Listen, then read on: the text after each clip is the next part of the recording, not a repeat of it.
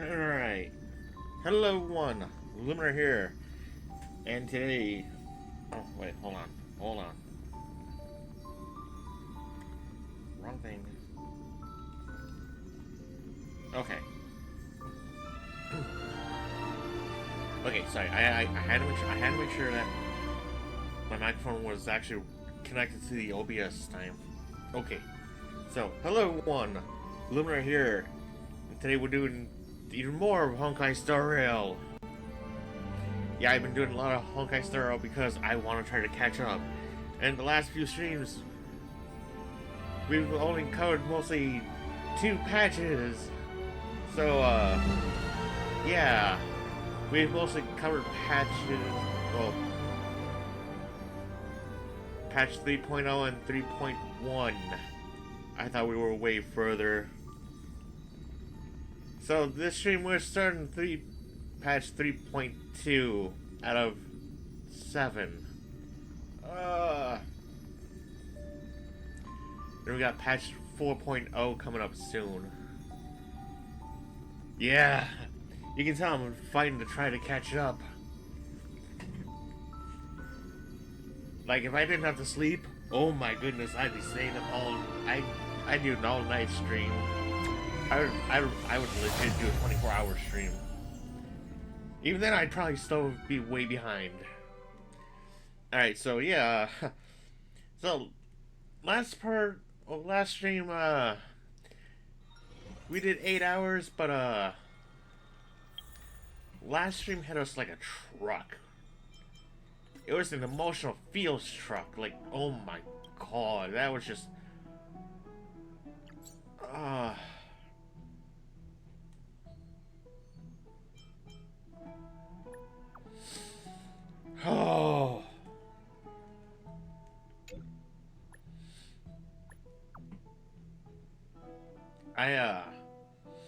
I did not expect all that lore dump and, such pain from that last one.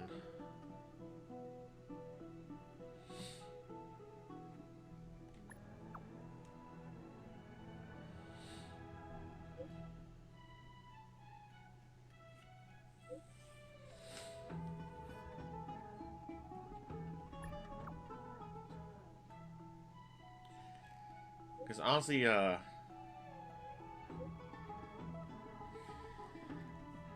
we did get to see what Tribute looked like before they took on the, Core Flame, and oh my goodness.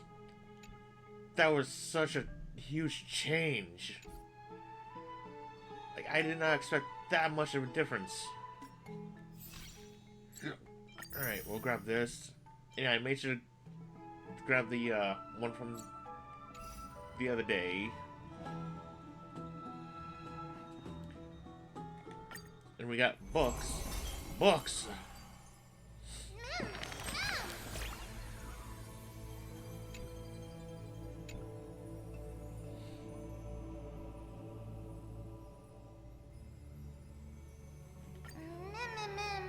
Mondays.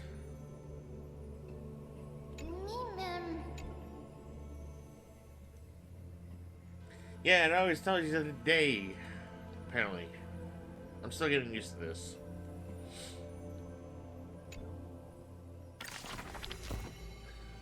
Alright, so how many stories do we have right now? Oh!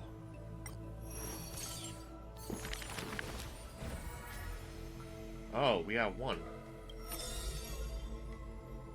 Oh, it's for Mighty Moss.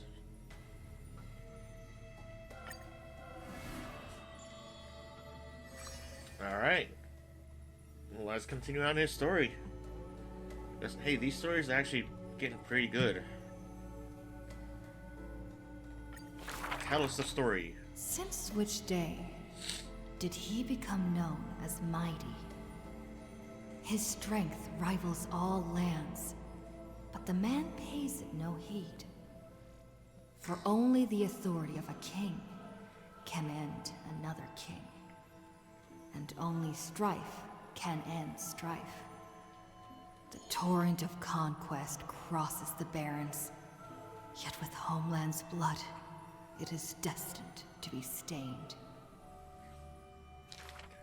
None dare to shake his hand in greeting, for his hands burn as the blazing sun, soaked in the might of the flames. What a mighty feat it is. In the aftermath of defeat, the man digs graves for the deceased soldiers, burying thousands with his own hands. In that fight, he crushed all invading blades with his fists. A body immortal may never fall, but tears of pain in his heart still flow. Oh.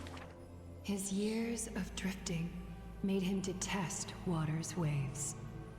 They say that is the reason he's so unwilling to weep.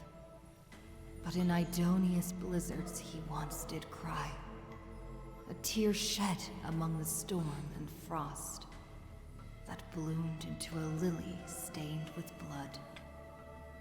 Like his undying body, the flower never wilts. In time, the entire world will turn to ash. This haughty man shall be the one to leave behind the world's final beauty. Though none are willing to believe. Unlike his kin, those patterns are carved with his blood. A matter so suspicious, it stirs the ambitions of the mundane. A blade that can cut through the mighty must be enough to slay gods. The people to this day still seek it. Yet, it is simply a tradition he follows closely. Do not let your enemy notice that you're bleeding, and thus convince them that you are someone unsurpassed, a warrior supreme. The stories of the past forged his body. Apart from Kremnos' traditions, what do you have left? The white-haired friend once asked. The man goes silent and still, his gaze burning into the horizon, looking for a distant past. In his days of wandering, this same question was asked by thousands upon thousands, and he never denied. That is why I walk on this path. Oh. That was good. The Last Prince, Mighty Moss.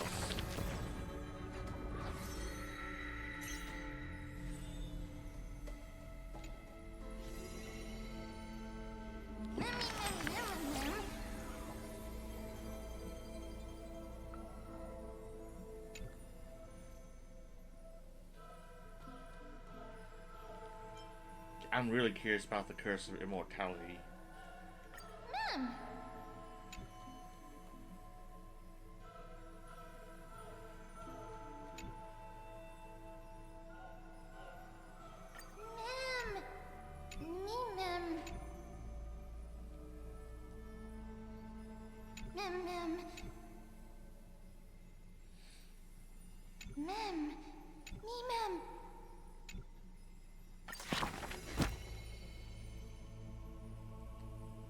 Wait.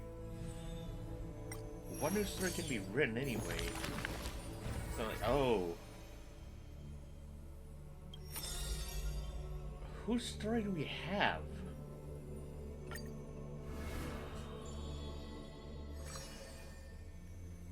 Oh. Annex. Before meeting death, the scholar already composed his own epitaph. This person's name was seldom mentioned by others. Incomplete, just like his fate. He would sweep his own grave at the beginning of every month of reaping, staring long and hard at his stained hands. Hands that never seek the benediction of gods, accepting only the tricks and plots his brain presents. Keep your distance from that blasphemous one, lest misfortune follows you like a shadow. People warned each other thus before his lectern. In those rumors, the scholar's hubris looms foul and vile. He dares to proclaim ascendancy over gods and defy the Titan's will. But the one shouldering such slander pays little heed. His lonesome figure stands aloof, for he always believed that gods are no greater than mortal beings such as he. Grove of Epiphany, the paradise of the wise, yet harbors one shouldering the name of a fool. He calls himself a clear-headed teacher, leading lost students, yet he rarely guides or teaches, apart from gifting a single saying. Yet, for the rest of the student's life, that saying often proves to be more valuable than gold. Pupils often praise his words as divine utterances, to which the teacher replies with sharp retort. Apart from destiny, he seems able to decipher all laws. And now, even destiny may also be within his grasp. It was not so in the beginning, as he silently recalls the past under leafy shade. Faced with a god's edict, even I cannot resist. With no guidance given, he reaches enlightenment for the first time. Yet, I sincerely believe this is not to be my destiny. That became the cause of the blasphemy. Oh. Miracles are the most conceited actions of gods. They are God's denial of humanity via might. Magic tricks are the most articulate rebuttal. They are humanity's imitation of godhood via intellect. He habitually describes the feats of mankind as magic tricks, proving that the enlightened can step beyond the boundaries of reason. But magic tricks cannot afford to fail, even after 1,000,000 times. And for that, the blasphemous co-conspires with a god. Using the final trick, they wish to create a miracle to end all miracles.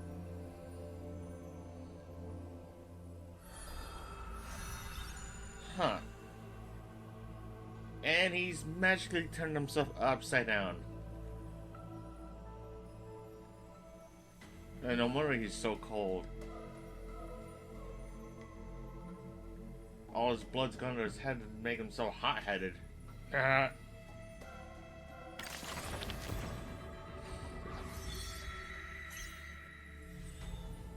So we have 2, 4, 6 of them showing. Who's next? Who's next? We still got another story to open up. Oh, Mem. Mem.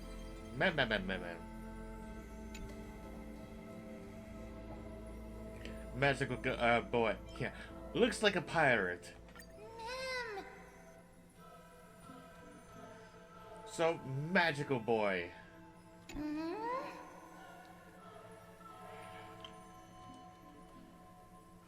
Ugh.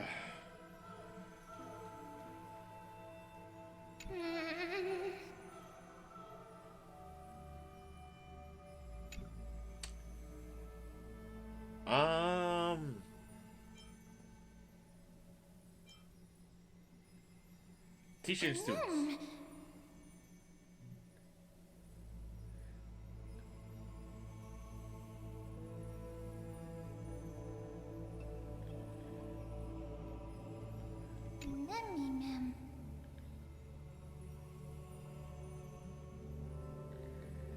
Yeah, I just keep an Axa and Aglaia away from each other, or else you'll be seeing them arguing with each other for who knows how many hours. Ma'am.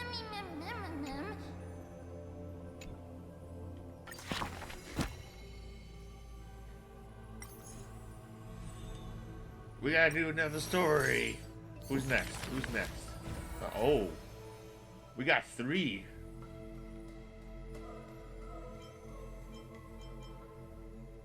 All right, let's see the 3rd chapter of Mighty Moss. Well, this should be good. Mighty Moss. None may approach that battlefield. The lone army of Kremnos, an obstacle on the flame chase journey. He ordered his troops to stand aside. That was the first meeting between hero and prince. The 2 men fought for 10 nights unceasingly, till the combat drew to its end. Neither scored a single victory, nor conceded a single defeat. None know why this man's fate is always overshadowed by a lone number decreed. Just like how none can ascertain how the flame-chasing heroes convinced this man. It was not mutual appreciation, nay. For in his memories, 7 sentences were all his mother to him ever spake. Yet somehow, that leader who weaves the golden threads recounted one of the 7 with ease. There is no right or wrong in the man's heart. The lion has its own historian.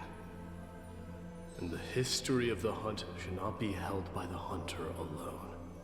And thus, he speaks little. Others once guessed he regards the holy city as his home, for he seeks a land to belong. As the king to his people, it is the first gift to them he brings. But as per the rule with gifts, once given away, the gifter will never repossess this thing. The journey is long, yet none ever dared to anger the man. Not because of his unrestrained manners, but because every meal the heroes partook in were all cooked with his peerless skill. Cooking. One sight serves falsehoods in the woods. He has relied on scent since young, to distinguish guests and obtain gains. Yet there are always exceptions. The man's arch-enemy often puzzled why their food was always borderline nauseating. He still recalls the day he entered the holy city. One who worships strife is bound to have rumors rife. Even insects consume each other. And he's no less than the Mad King's kin. Yeah. It matters little, for the man always considered himself an enemy to the world. He paves the road so that one day his peers would match his anger within.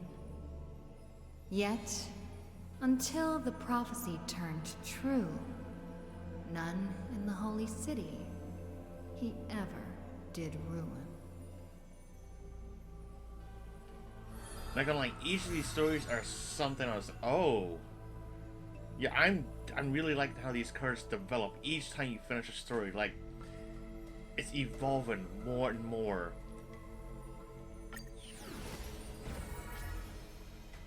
Like, with each completion of the story, the card evolves, so it's getting closer to its final form.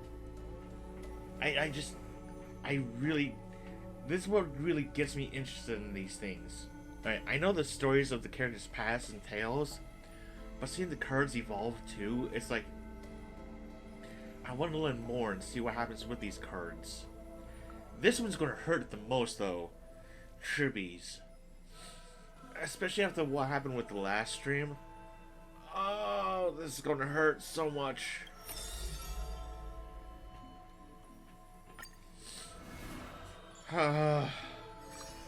Oh, she's got 2. Oh. Here we go. Tribios. You shall part with your friends, with your enemies, with others, and with yourself.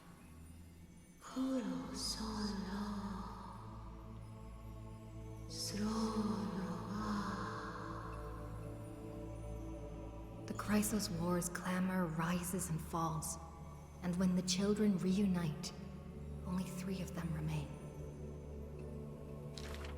We have heard of a Chrysos heir. The lively child says. That person tears open the barricade of the Black Tide, aims at the sky, wanting to contain the core flame in a sheath. There will always be warriors like me, who believe in and are willing to protect the tomorrow they prophesize. But the crusading Chrysos heir never returns.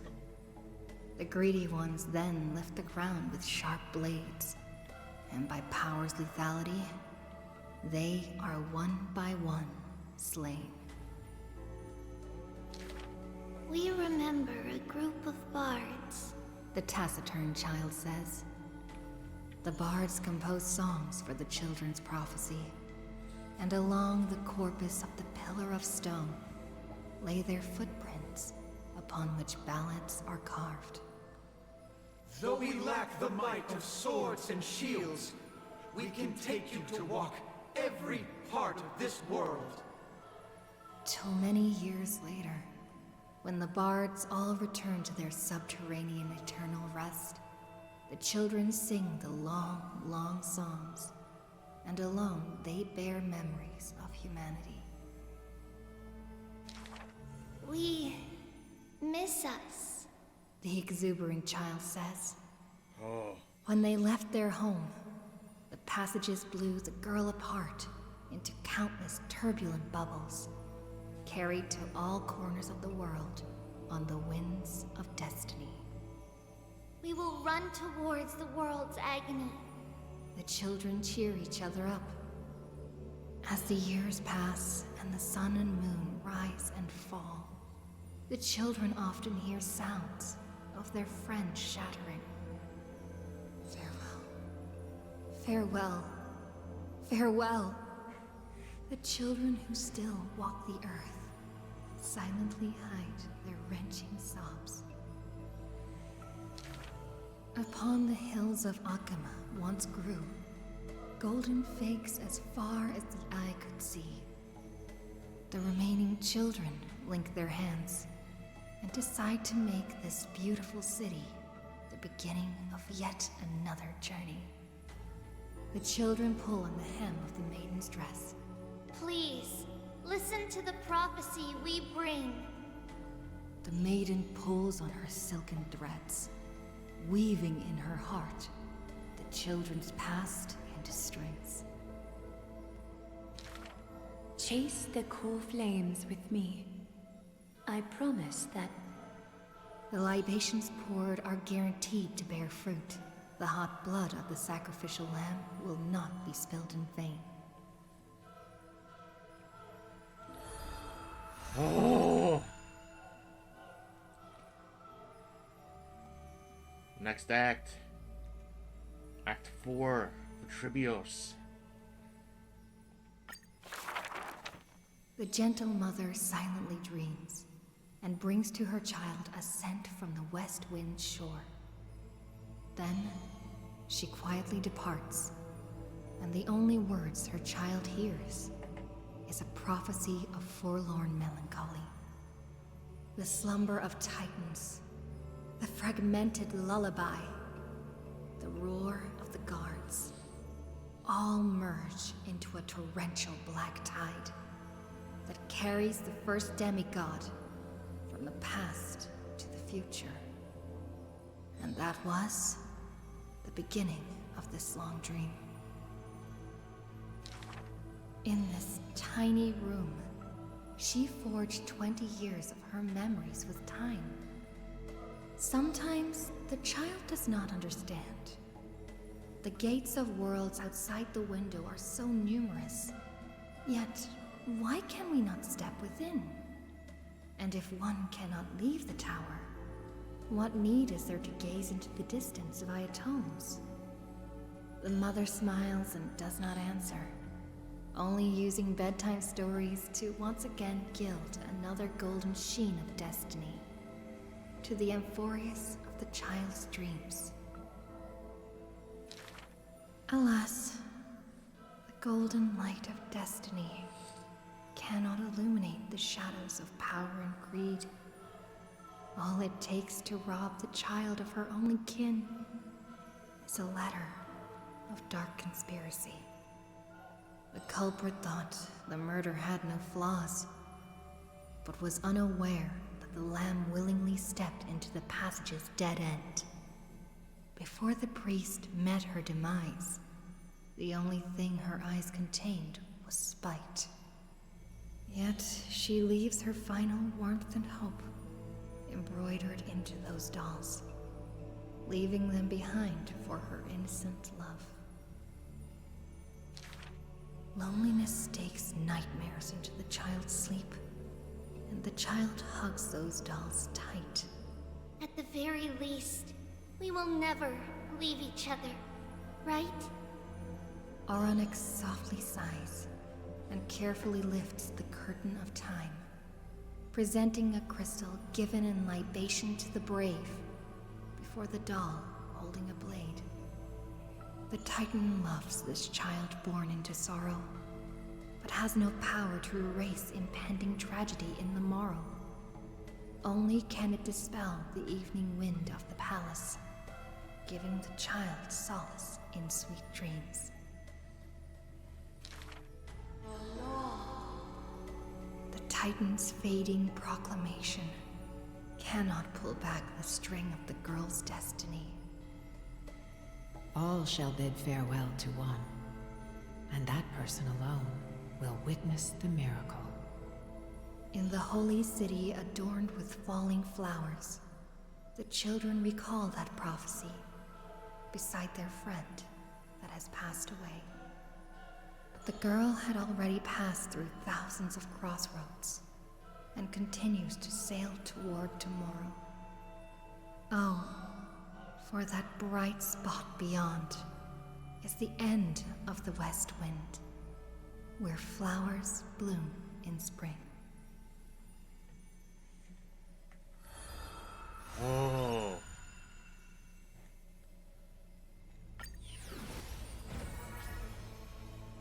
There's still gotta be at least one more story for Trivios there. This five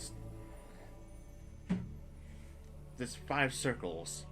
There's only 4 stories that's been told. Oh.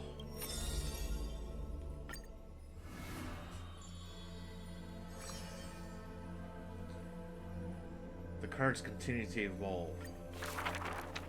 A solo lyre's sound flows along the streets. Oh, my lover, why does your mood change faster than the clouds above? The audience's face is covered in sorrow. Oh, how I wish she has clear eyes that are quick to anger and laughter, and dimples that crease in smiles and frowns. For the maiden he longs for has a body of alabaster and fingers carved by scalpels, In her runs blood of gold, and a heart woven from threads. She has neither eyes nor dimples, lacking even a face. For she is Aglaya's garment maker, merely a demigod's serf. The gilded dressmaster, the executive of romance.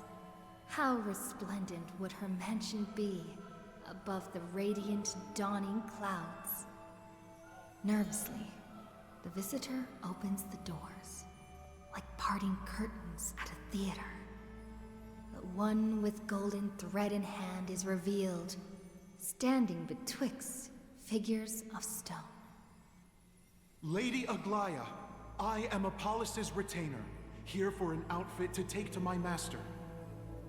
He casts sideways glances as he bows, for the garment maker he adores is flanking her mistress, silent as a leaf accompanying a flower.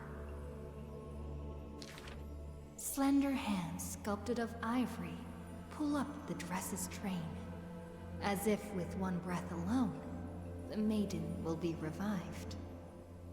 The creation of love and beauty indeed.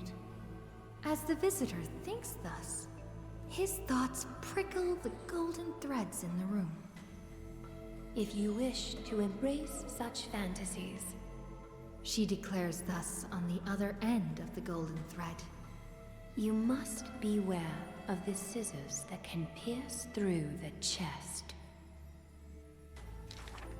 In the ancient theater, there are thousands of plays, millions of shows, where even the god of romance was once an actor.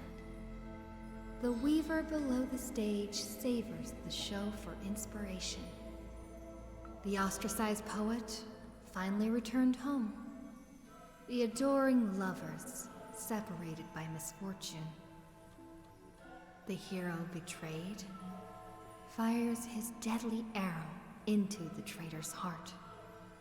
The thread known as romance is knit by all beings, by all love and hatred, beauty and sin, memories and prophecies. All that occurs are clothing indeed. Look, the despondent servant buried his love. The dressmaster plucks it up, and into the garment maker's dress she weaves. Oh.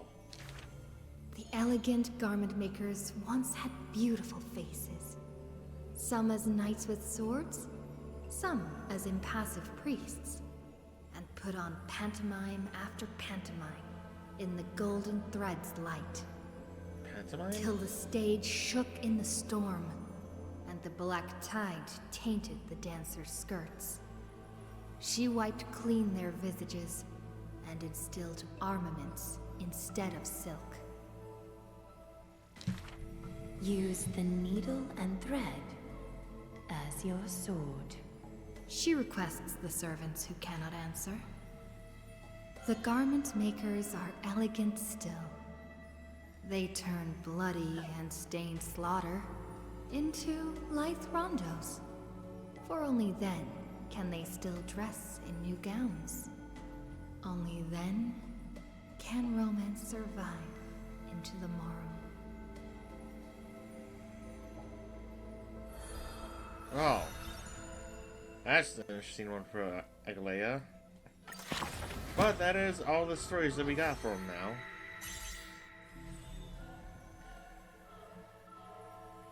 With Trivios, the one that's nearing completion. Trivios has 4 stories. Aglaya and Mighty Most have 3. But hey, we got a lot covered.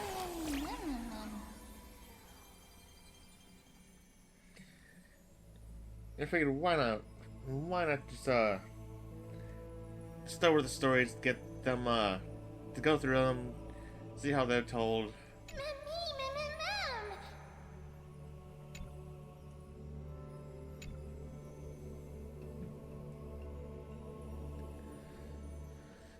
I don't want to answer that because I don't want to dox myself. Mammy, ma'am.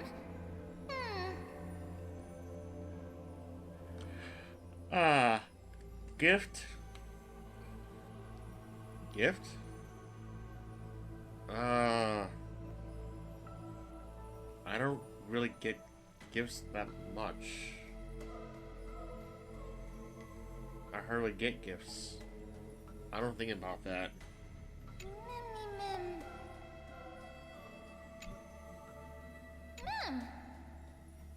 Huh.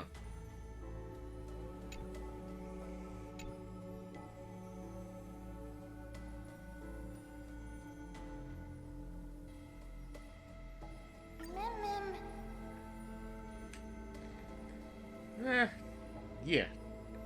Yeah, I like to be confusing, alright? Keep you on your toes.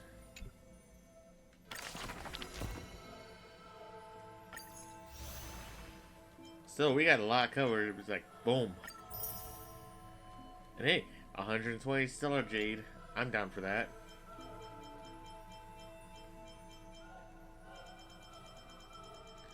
And yeah, there's still a lot to cover. We got, how many hours? 65? 13. Another 52 to go.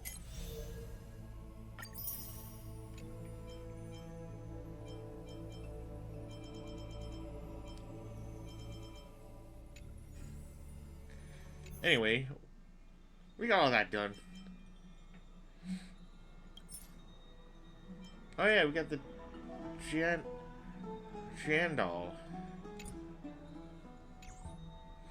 Right.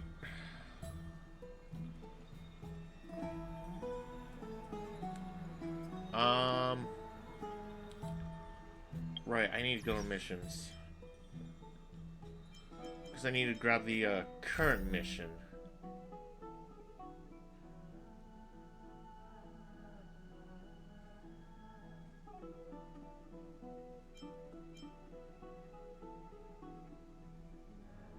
Oh, here we go.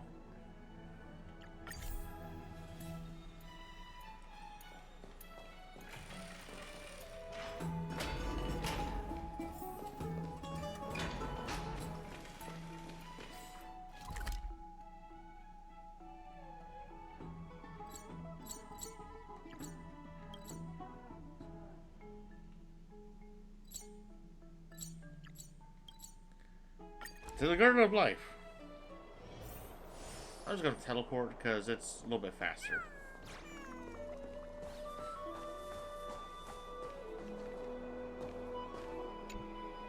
Trebios's memory has unveiled the very first prophecy.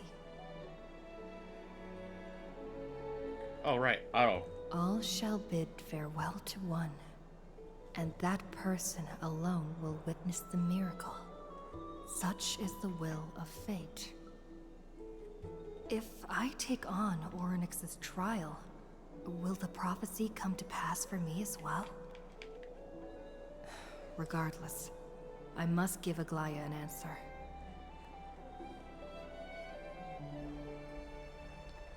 Some time ago... Ah, it's you, Cass. I finished the anthology of poems you lent me. Here it is. I thought you'd be too preoccupied to find time for reading. Precisely because of these obligations, I felt compelled to read it swiftly. Wouldn't all these preoccupations slow your pace? On the contrary, knowing that time is limited can push one to overcome their limitations. The weight of these responsibilities seems to have enhanced my reading efficiency. I understand completely. During my time at the Grove, the closer exams drew, the more efficient I became at tackling everyday mundane tasks. Anything but my actual studies. Precisely. As I remember, you and Finon were both disciples of the new Sporists. I assume that Inaxa's exams were as unreasonable as the man himself, correct? The courses Professor Anaxa taught were Introduction to Alchemy and History of Mythology. And to be perfectly honest, those two courses were the students' greatest nightmares. The history of mythology, taught by the blasphemous great performer himself. I can imagine their fear. Now that I think about it, students would often rush to the podium during class to challenge him on those blasphemous ideas. Oh, challenges. May I ask, Lady Aglaya, has your relationship with Professor Anaxa always been like this? Finally, it was asked. Thank you. He openly dismisses people's faith and questions the very justification of the Flame Chase journey. Our positions have been destined to be at odds. While you were studying there, I assume you must have heard of his nickname. Dromus draped in finery? As I see it, this nickname is more of an insult to the Dromas. Despite his insufferable arrogance, I do hold a certain respect for his nature as a scholar. To remain true to his principles, he is unafraid to stand opposed to the world, and that requires considerable resolve. Anaxagoras' life is almost like a satire. As a Chrysos heir, he refuses to heed the prophecy, while he disrespects the gods. The gods have chosen him. He was indeed chosen by Circes. Is something weighing on you, Cass? The golden thread is quivering. I sense there's more to this exchange than idle chatter. With all due respect, I'd like to know what you plan to do with him. In light of his assistance in the battle against the Flame Reaver, I am willing to grant him some time to find a way to remove the core flame. However, if Anaxa decides to make any move that places us in danger, I will not hesitate to take extreme measures. Just as I feared. The Flame Chase journey is the destined path for the Chrysos heirs. Yet he now seems more like an empty shell. Given his strong sense of self-respect, I trust that Anaxagoras will make the right decision.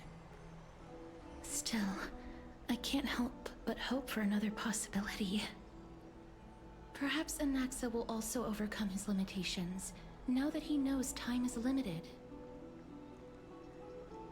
I understand your stance. Let's continue this discussion another time. But now, let's greet our guest. You're here. Huzzah! Does this mean you're ready to take on Orynyx's trial? Yeah. It seems that this sacred beast is just as indispensable, given their intricate ties to the Titan. Memmy mem, memmy mem mem mem mem, memmy mem memmy mem. From Lady Dog to Surrendering the core flame is a Chrysos heir's duty. Your selfless assistance is deeply appreciated. However, I urge you to carefully consider the risks of accepting the trial. Becoming a demigod means forsaking your humanity. You will inherit Orynyx's divinity and bear the time of Amphoreus, all on your own. From that point onward, your fate will be forever intertwined with ours, never to be separated again, until the end of Genesis. Are you trying to talk us out of it? On the contrary, you are the only one who qualifies to attain divinity. Yet, for that very reason, I do not wish to pressure you. Is there a plan B? It's exceedingly rare to find a capable Chrysos heir. If this path proves unattainable, I am willing to lower my expectations. There are still many priests of Yanissopolis and their descendants in the city. If I'm left with no other option, I'll try to find someone worthy among them.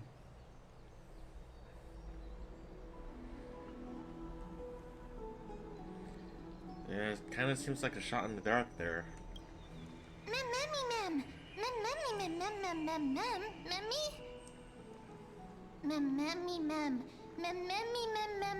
Hero. Hero.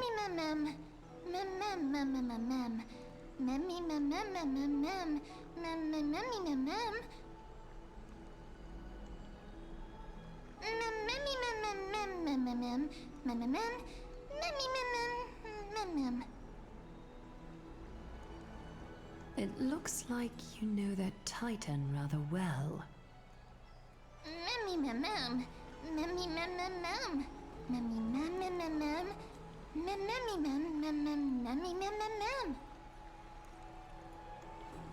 Memories that exist outside of your own experiences. That's interesting. I can't explain why, but I can vouch for Mem's words. When I was in the Abyss, I heard the Titan's groans, full of pain and grievances, yet without any ill will. I trust y'all to make the right call. Since you've made your decision, go back to the bath chamber and get some rest. Trinem will call for you when the ceremony is ready. It is difficult for me, as the guide, to absolve myself from blame for things to have progressed to this point. Time and again, you have risen to the occasion for Akima. Nearly rewarding you with some honeydew is no longer able to express the extent of our gratitude. When the dust settles, I hope that we'll have the chance to have a long chat regarding your return journey and the curse of the sky. It's about time that we lift the taboo and discuss things openly. Woohoo! Finally! Before leaving, I should go and say hi to Castris. Yeah, she's right there. Haha. Miss, may everything go well for you and Mem. You need something for a... You need a glare for something too? It's nothing. I only came to discuss some matters with Lady Aglaya. What are you hiding? Previously, I lent her an anthology of poems that Lady Trianne had gifted to me. Tracing back, this anthology was something left for Lady Trianne by a bard before their passing. Although personal properties should be cleared out once their owner has passed on, Lady Trianne gave this book to me since she knew how much I liked to read. Telling me more, telling me more. It just contains an allegory. In a faraway land, in a city known as Styxia, a dragon corrupted by the black tide descended one day, swooping upon the city like death itself. It swallowed the princess of the city whole before it was suppressed. After taking down the evil dragon, the warriors discovered that the princess's life had already met its end. Overwhelmed by grief, the queen hired an alchemist to resurrect the princess using the dragon's flesh and blood. However, having lost memories of her previous life, the resurrected princess turned into an evil dragon herself and wreaked havoc on the city. As a result, the prosperous Styxia met its demise. Yikes.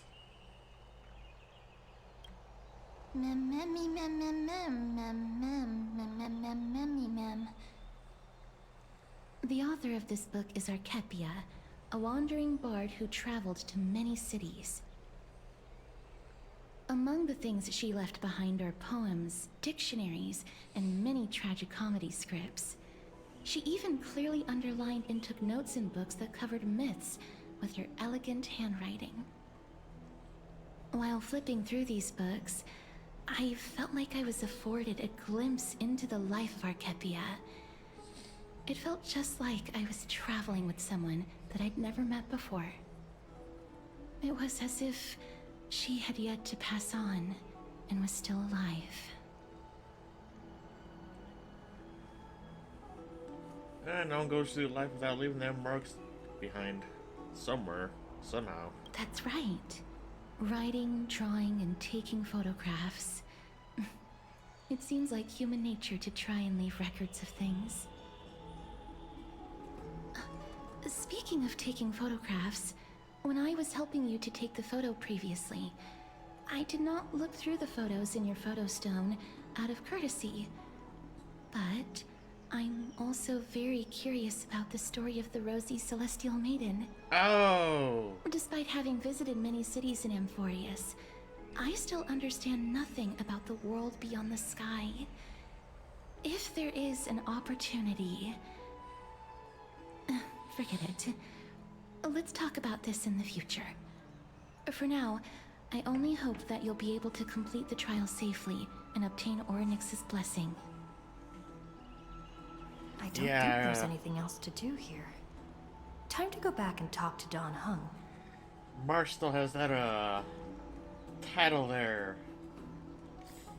She's not here and she's got a title. Amazing. Oops. I'd love to go in and take a look.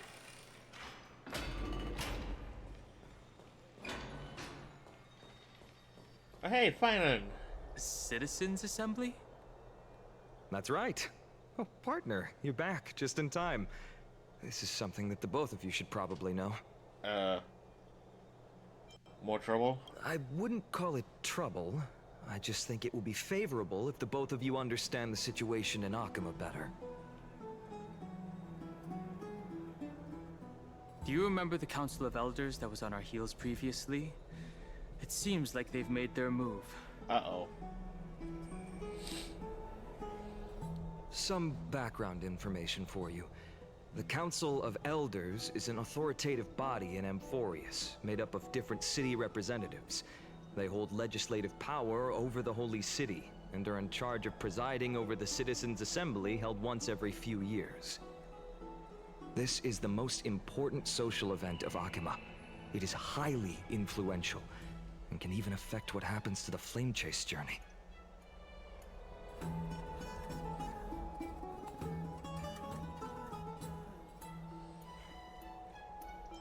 Tell me more. Every 5 to 10 years, the Council of Elders organizes a Citizens' Assembly at Dawncloud. During the assembly, the representatives will vote on major issues, such as whether the Chrysos heirs led by Aglaia should still hold the right to govern the Holy City, and whether the Titan's conquest should continue. It sounds like some sort of system to balance the heroes and the mortals. That is correct. However, the problem lies in the fact that there are ill-intentioned extremists in the Council of Elders. They view the Citizens' Assembly as a way to restrain the Chrysos heirs, and hope to take complete control over the Flame Chase journey. We can refer to them as the Opposition. During the assemblies held in the past 100 years, the voices supporting the Opposition have been growing stronger in the shadows. It's only thanks to Aglaia that the Flame Chase journey has been able to continue to this day. The Citizens' Assembly is just around the corner, but this time, there seems to be a new variable to the situation. Is it us? No. Although we might be mentioned, the Council of Elders has another target in mind. I'm afraid that the Council of Elders might want to take advantage of Professor Anaxa. Right, here's my second guess. Aglaia will surely take back Circe's core flame, but with Anaxa's current condition, it's so unique that nobody knows how taking the core flame away from him will affect him. He has always been someone that is only concerned about his own research.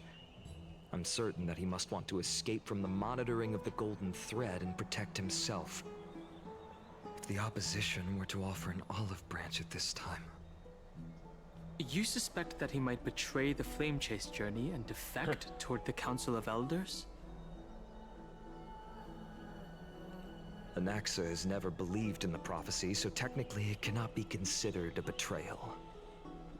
However, he has taught many Chrysos heirs. and has long been considered an important ally of Akuma. I truly do not wish to see comrades turning on one another. I have a better understanding of the full picture now. Is there anything that we can do? As I believe in his character, I plan to plead with Aglaya and try to buy more time for him. Then, the greatest way in which you can help is for you to know what I am fighting for. We understand. Thank you for being honest with us. Things are piling up again. You and Mem are tied up with Ornyx's trial, while I am preparing to visit the Grove to uncover clues about the world beyond the sky. Yeah, I had a feeling I'm going to get hit with a mountain of things.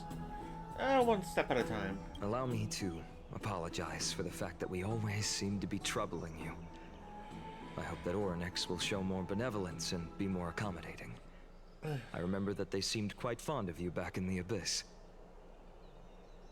Go and rest and regain your strength. We'll meet at the Vortex in a few days. Oh, right. You can read this scroll if you want to find out more about the Council of Elders and the Citizens' Assembly.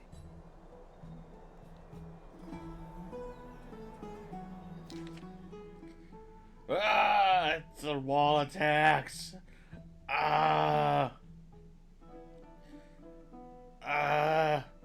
No. Oh. Treasure, please. Oh, no, you don't. No. You get back here.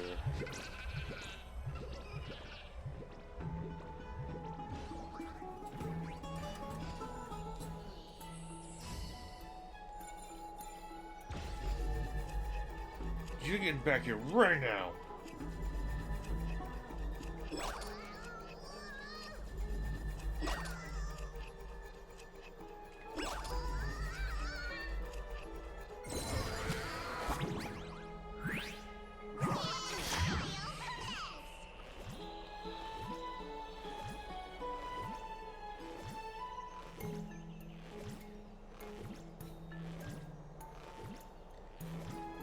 Isn't it luxurious?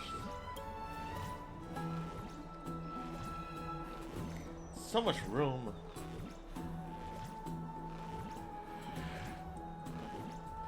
And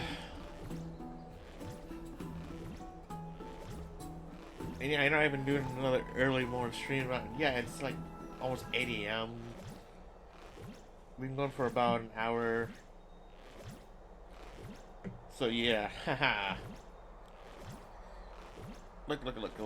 I'm doing as many streams as I can when I can. I'm trying to... I've been having the need to stream, and I want to do as much as I can when I can.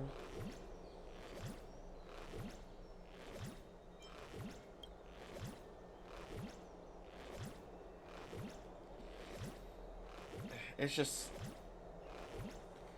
There's a lot of stuff I want to finish and cover, and also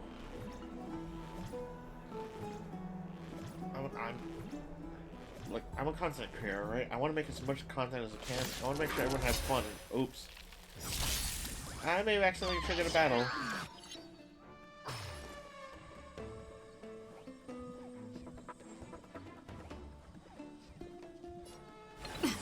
Stand still. Relax. Time to say bye. Boom. Boom.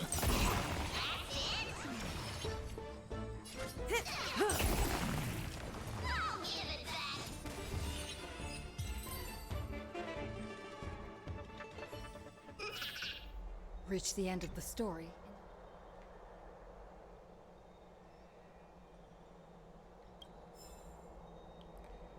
Now give him my treasure chest. Thank you.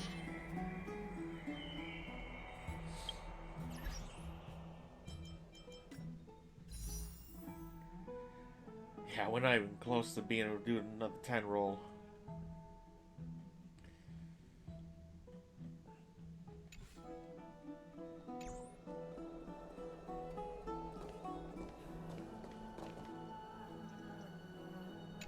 Rest.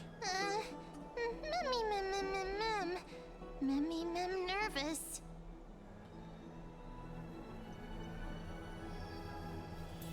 Don't worry, everything will be fine. It'll be fine. We're fine. We'll be fine. Let's just hope that everything goes well. After all, as someone who has earned the gaze of an Eon, you should be able to overcome the trial of a regional god just fine. We've also unknowingly gotten used to sleeping with the midday sun shining brightly above our heads.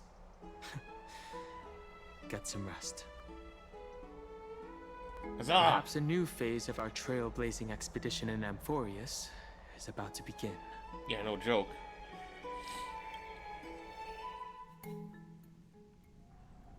A few days later, at the Vortex of Genesis. Esteemed one, Orynyx's vacant totem awaits. If you have already made your preparations to become a pillar of Amphoreus, please, step forward.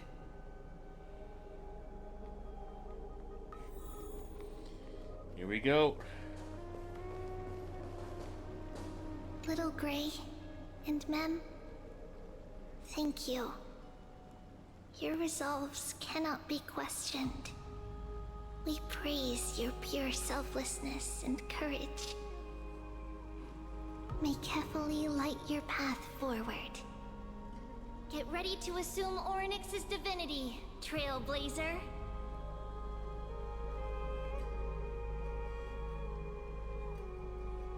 The divine position of Orynyx has already been vacant for some time.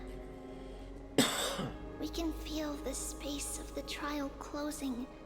As there isn't much of their soul left, we'll have to complete the ceremony before their soul completely dissipates. Let's begin. We got this. The 8th core flame coveted by the miracle that once belonged to the great Veil of Evernight, Orynyx. It shall now be returned by the 2 elected heroes of the Chrysosairs. A traveler who is upright and courageous, and a sacred beast that invokes miracles.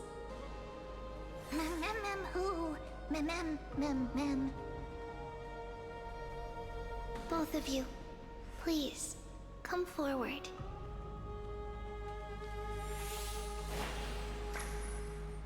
Recite along with us. Here we go.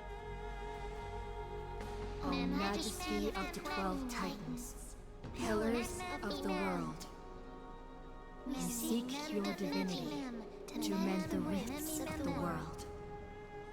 Fill our bodies with blood of gold, till we wither in willing service to the prophecy. I don't think I have gold blood. These are just words meant to make the prayer seem more solemn. Please, focus. I would have said the exact same thing. And surrender the core flame. It's like, wait. I'm lacking the gold blood. Am I in trouble?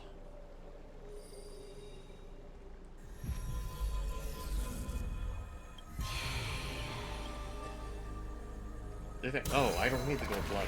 Alright. It's just, pretty good speech annoying. Alright. Here, we're good. We're good. Or next. Hang in there.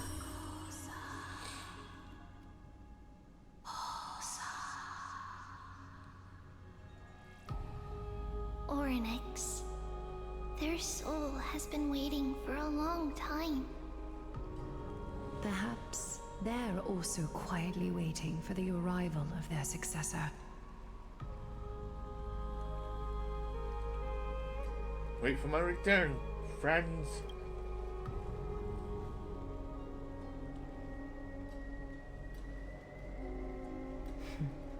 The last time I heard this, things didn't turn out that well. Don't worry, Aglaya. She's tougher than I am, right?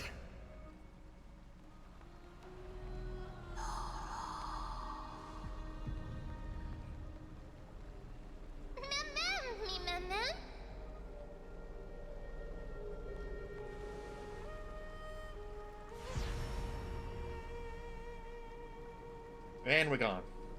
Traveler from beyond the sky, let us pray that the Titan acknowledges your worthiness. Although she loves cracking jokes at inopportune times, her determination is as strong as the Chrysos heirs. She will definitely succeed.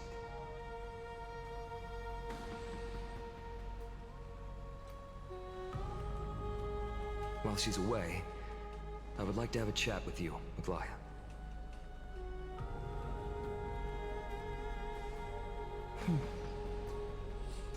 Speak. I'm listening.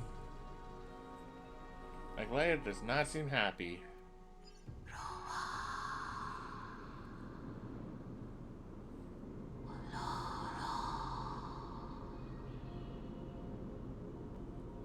Slap, slap! Wake up! Oh. How is it? How do you feel? We can fully understand you, ma'am. That's right! Look, look! I don't know what happened, but I'm able to talk! Testing, testing, 1, 2, 3. Testing, testing, 1, 2, 3. Yep. I have such a cute voice! It must be because of all the memories that I collected. They allowed me to grow beyond expectations.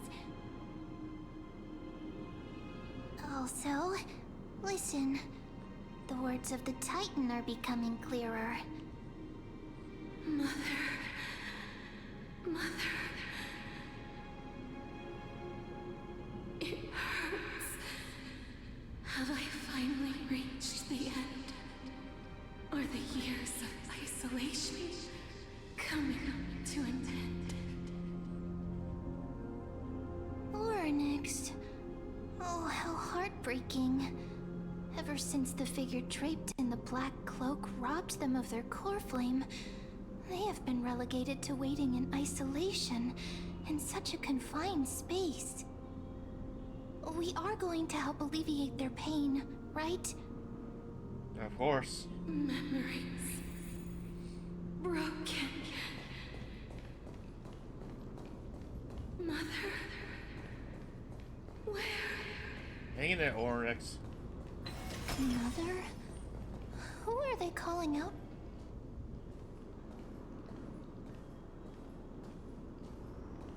You. It's you. I remember you. Skyfather has gazed upon you. Mother is calling for you.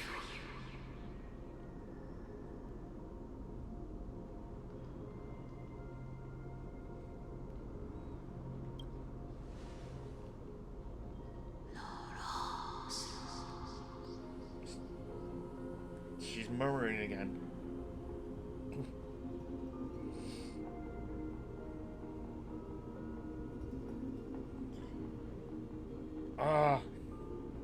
Skyfather has chosen you.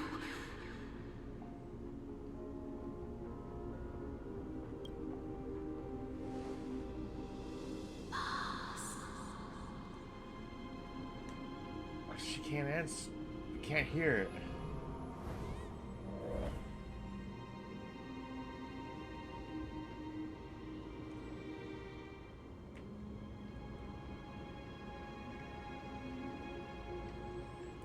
Oh. Mother is no longer responding.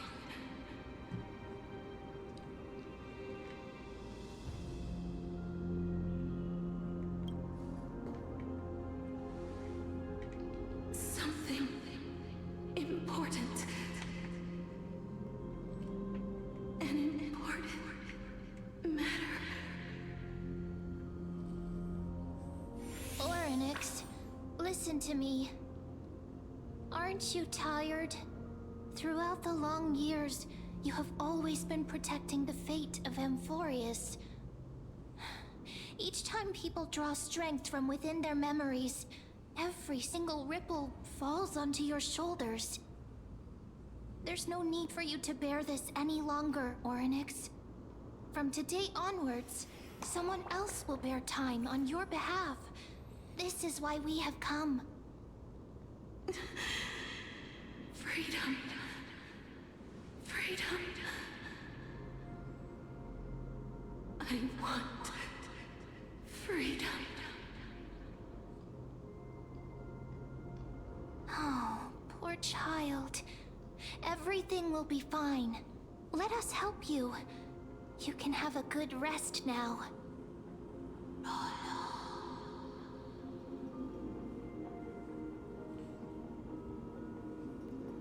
Leave it to us.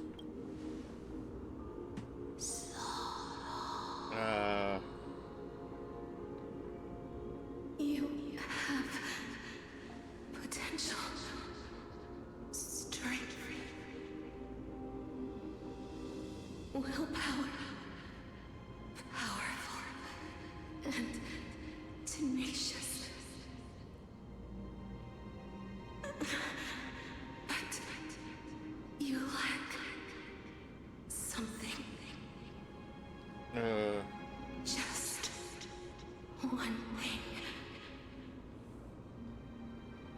Lacking something. What is it?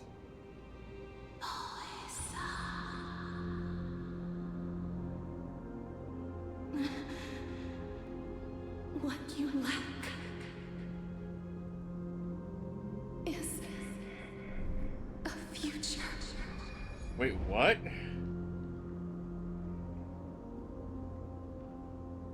I don't have a future?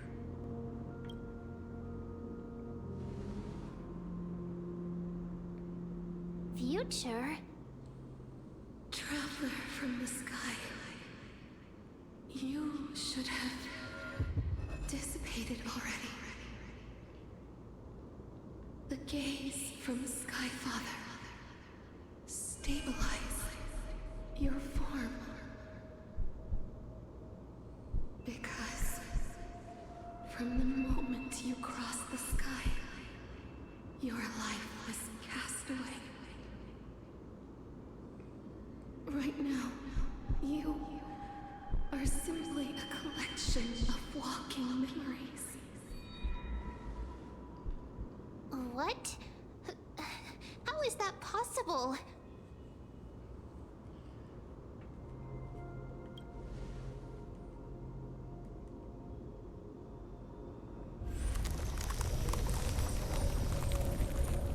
Uh-oh.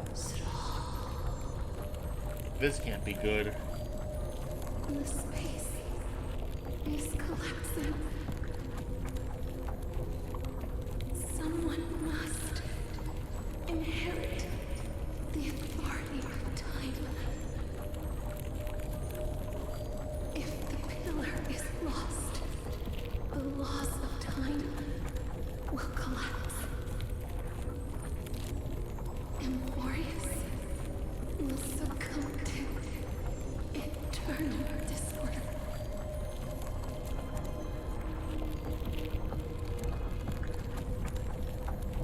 What about the trial? Time never compromises, never bears grudges, never forgives, never makes a choice. Child of humanity, Titans, Mother, Sky Father. Time restrains everything that exists in this world. Orynyx's divinity is dissipating? Is the trial coming to an end? Pathstrider of remembrance, my strength, I shall entrust it to you. The fate of the world, if you wish to, save it. Go and find your future that has been stolen. Even if that means you'll have to cheat death. Wouldn't be the first time. You'll have to challenge that hand of shadow, clasped with unyielding fingers.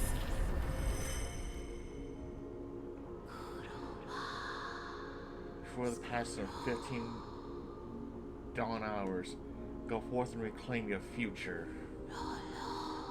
This is the true trial of time.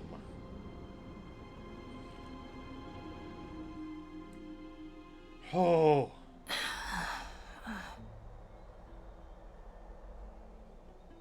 You're finally awake.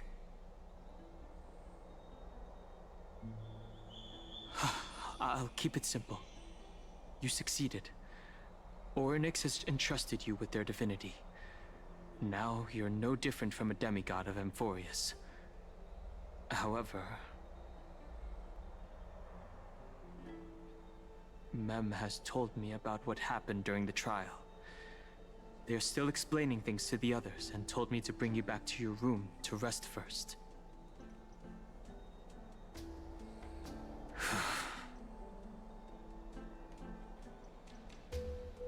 Don't sigh, Don Hung. There's something that I've never told you. Uh-oh. When we landed on Amphoreus, our car was pierced by Nicodor's lance. Do you remember? Back in the ruins of the Abyss, this is what I said. You passed out when our car got hit. I blacked out too, but not before dragging you out. It's a good thing we were in the car, or we would have been crushed to pieces. Actually, my account kind of made light of the situation. What actually happened was much more complicated. What? You were severely injured back then, with several wounds still bleeding profusely.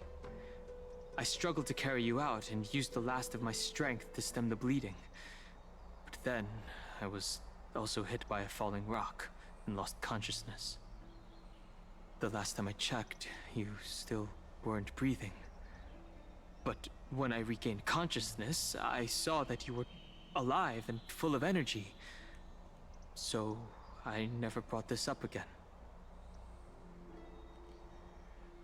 So how exactly did I come back? I'm not sure whether the gaze of Fuli has anything to do with this matter. But according to the Titan, you are living in the form of a memory right now. Just like those objects of the past and the miracles of Orynyx. Perhaps Mem is the anchor rope that ties you to the present. I had assumed they couldn't stray too far from you, but the truth might be the exact opposite. Alright, what do we do next? It's not time for us to despair yet. There must be a way to save you. Orynyx mentioned finding your stolen future and cheating death. Considering Mighty's indestructible body, it seems to suggest that there is some kind of miraculous power in Amphoreus that can even reverse death. The key seems to lie with the Hand of Shadow, whose whereabouts are unknown. Hey, are you alright? I heard you two talking about Thanatos. Cass is also very concerned about the warning. She has left the vortex and returned to the garden. Shall we go and look for her? Thanatos is the Titan that Cass has always been looking for. Regardless of whether there are any clues, there's probably no one else that understands death better than her. Let's do that then. I'm glad we can finally understand. Right. There's something that I have to tell you. The Chrysosaurs already know everything that has happened to you. I was too worried, so I told them everything. Please don't hate me, okay? I'm so glad that after that trial, we can fully understand Mem now instead of her going all mem mode. I mean, yeah, that was adorable and all, but I think a lot of people are probably getting a little bit tired of it. I mean, like I said, it was adorable and fun, but at the same time, I think some people were starting to complain about it. I didn't have no issues. And it made sense. But it's like, yeah, there's, yeah. I think the voice actor could only handle it for so long. It's like, oops. Miss, I'm right here.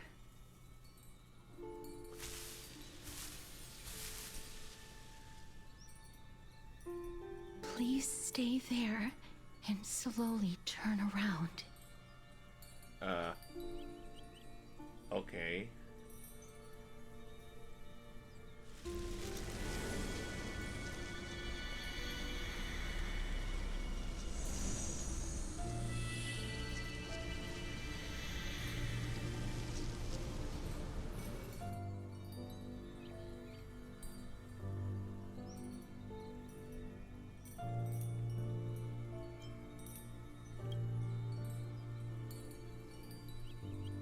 What is going on?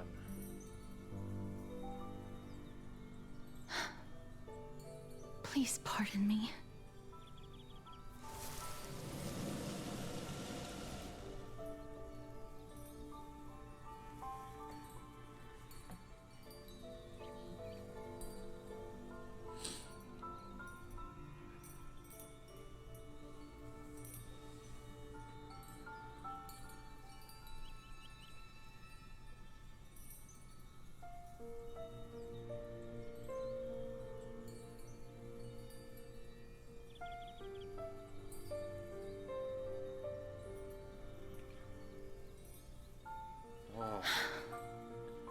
Just as I expected.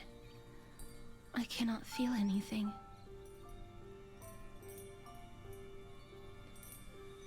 Not gonna lie, that cutscene right there, that's honestly a little breathtaking.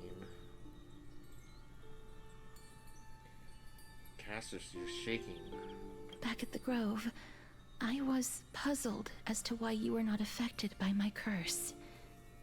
I thought that it might have been the special ability of a traveler from beyond the sky. Never did I expect that this would be the true reason. I'm sorry.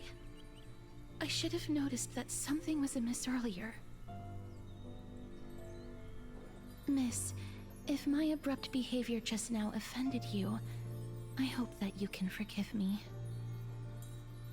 I'm just thinking, if your soul has really left your body, as a mortician, I might be able to trace where it has gone to.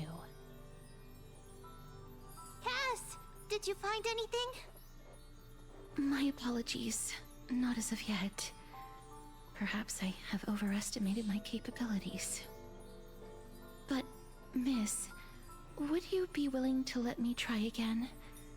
This time, I'll increase the area of contact slightly. Perhaps the result might be different this time. There's no harm in trying again. I have never touched the living in this way before. If my actions are in any way disrespectful, I hope that you can forgive me. Go for it.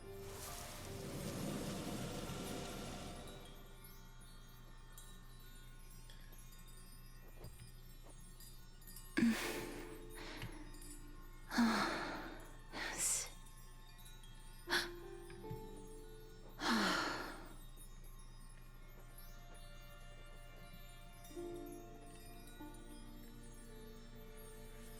Did you find something? I seem to have caught a glimpse of something. Your soul is currently roaming someplace and cannot find a way to escape.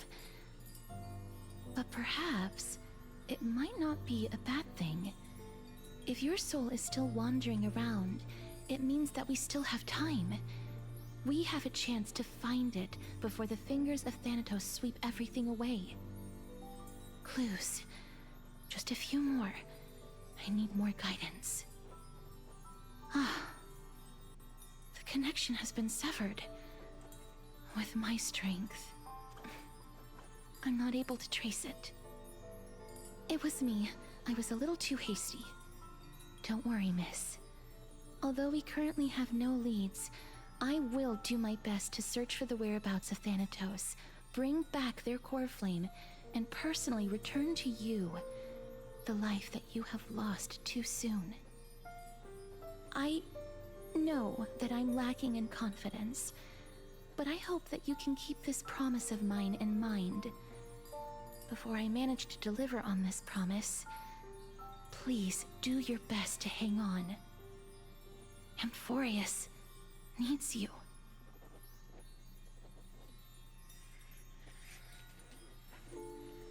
I know you got this, Casterus. Besides, this is one of the few times where the MC's kind of dead, but at the same time alive. At the same time, dead. Half dead. It's like 3-for-1 special. Lady Aglaya and Lord Finon are currently discussing some matters in the paths. They're worried about you too. If possible, please go there and let them know that you're well. Although, I don't actually know whether your current situation can be described as well.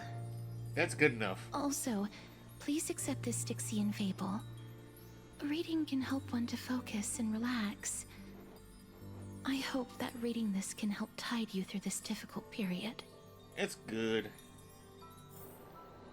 More and more species are disappearing.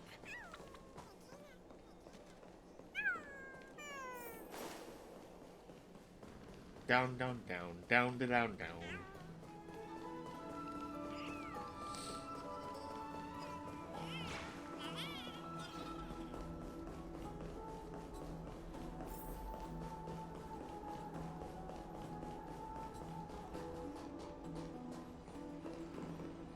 They're here.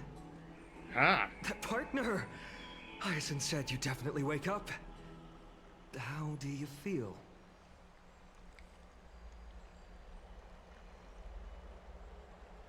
So the entire world knows about this now.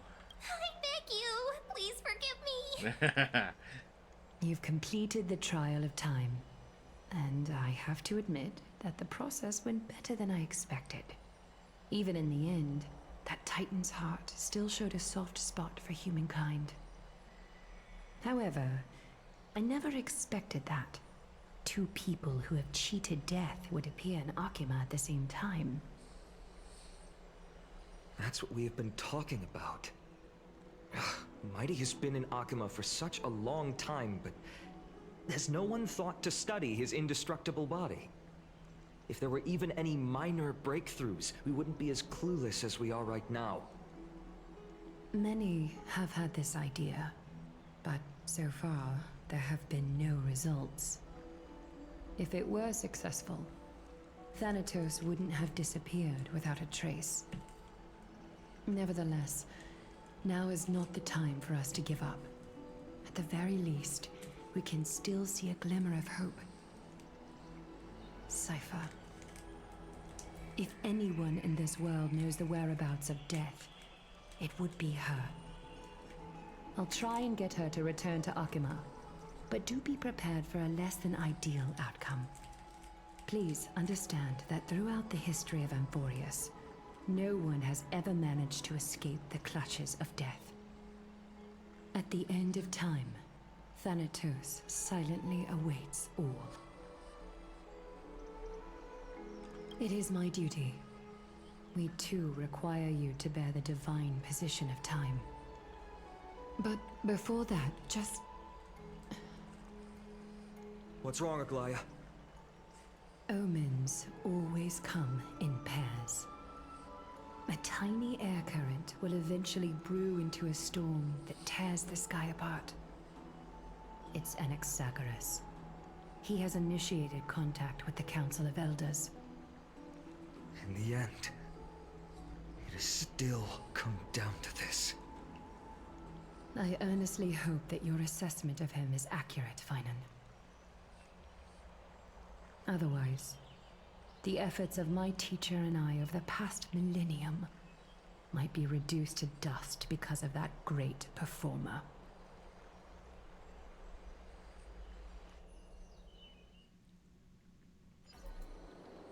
Oh boy. Not long ago.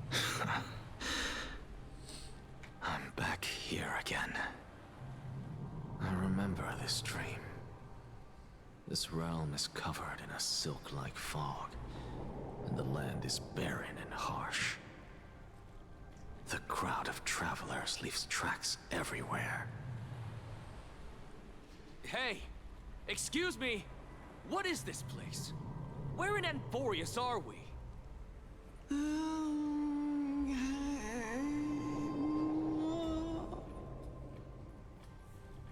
The mutters of the traveler are in a language I'm unable to comprehend. Or perhaps they're just distracted and ignored my question. Tell me, which Titan reigns over this land? And how do I find them?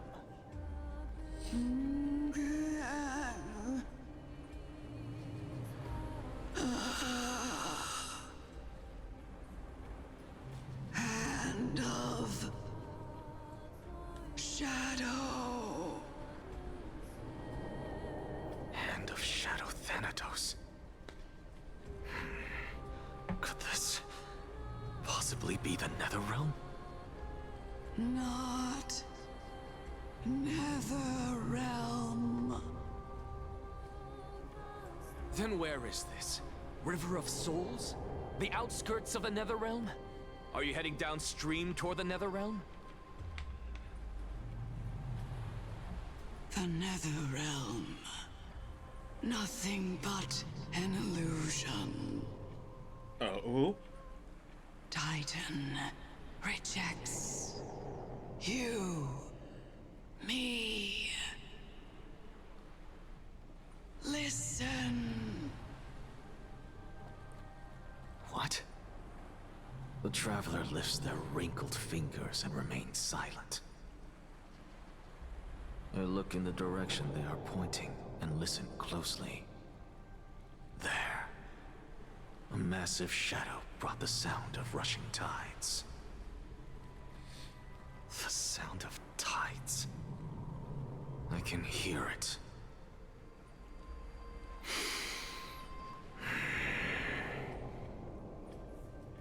I hear it, deep within the tides, beyond the closed gates of the Void World. A voice, about to recount something. Child of humanity. Is it death's embrace you yearn for with such urgency?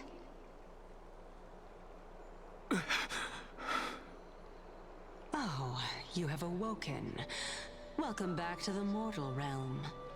Oh. Your consciousness is dissipating much faster than I expected. Ultimately, it seems like the Titan's core flame is incompatible with a mortal body. How much longer can my consciousness remain in the mortal realm? In my estimation, at best, you'll see 15 more entry hours. 15 days and nights. What is it? Are you finally starting to become attached to the mortal world now? On the contrary, 15 days feels a little too long for solving a singular problem.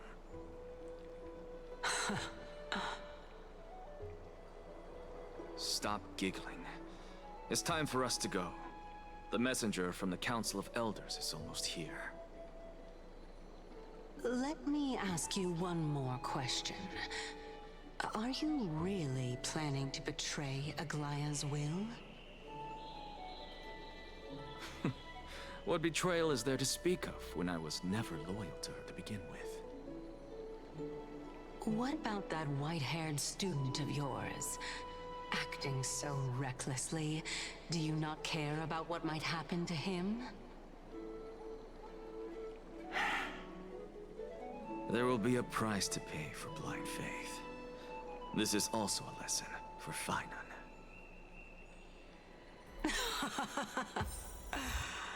You truly are a strict teacher. Of course. This is how I've always been.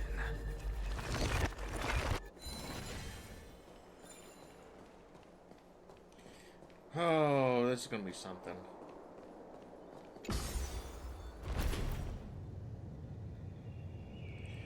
Let's see how this meeting goes.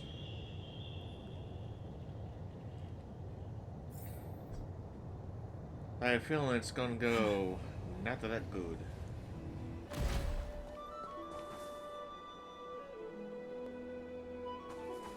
Alright.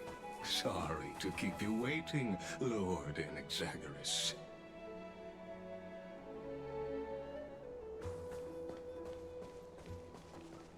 It's been a while, Lord Anaxagoras.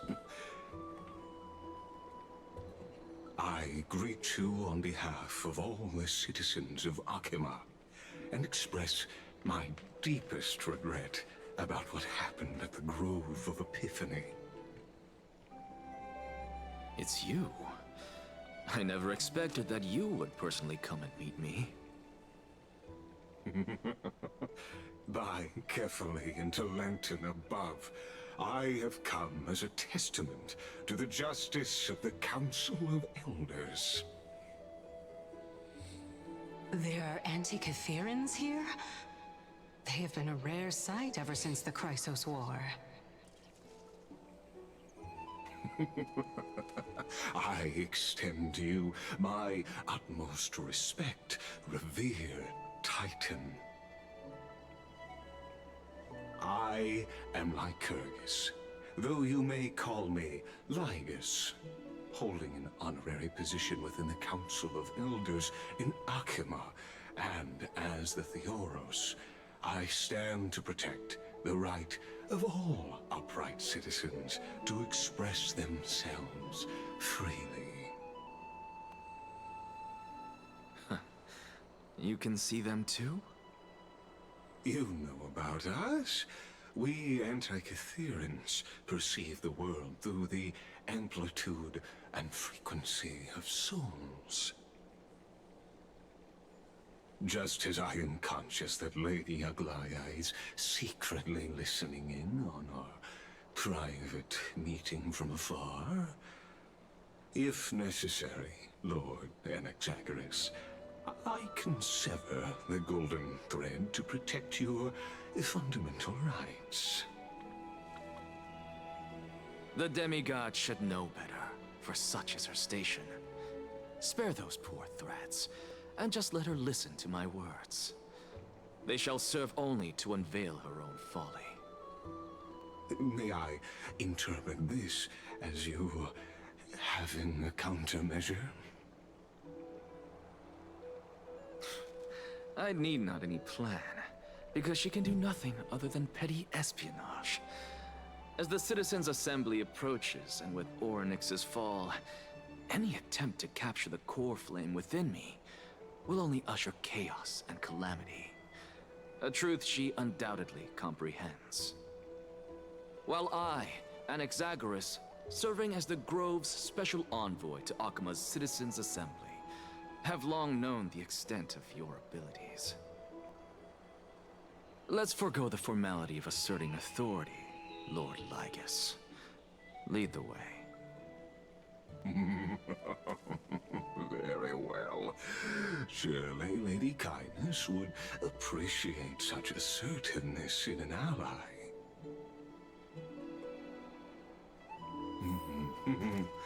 She's been waiting.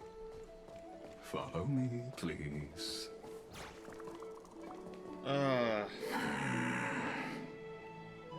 Is there something on your mind, Lord Anaxagoras? Nothing, really. It's just a question that I contemplate every time before I ascend to Dawncloud. For the Titans, does the falling equate to death? Ah, a pondering truly deep. Time is on our side. Do you mind sharing your reflections with me? While all living beings must ultimately face their demise, Kefali has yet to meet theirs. Their journey continues unhurriedly along this long path. Are you suggesting that Kefali may not have truly passed?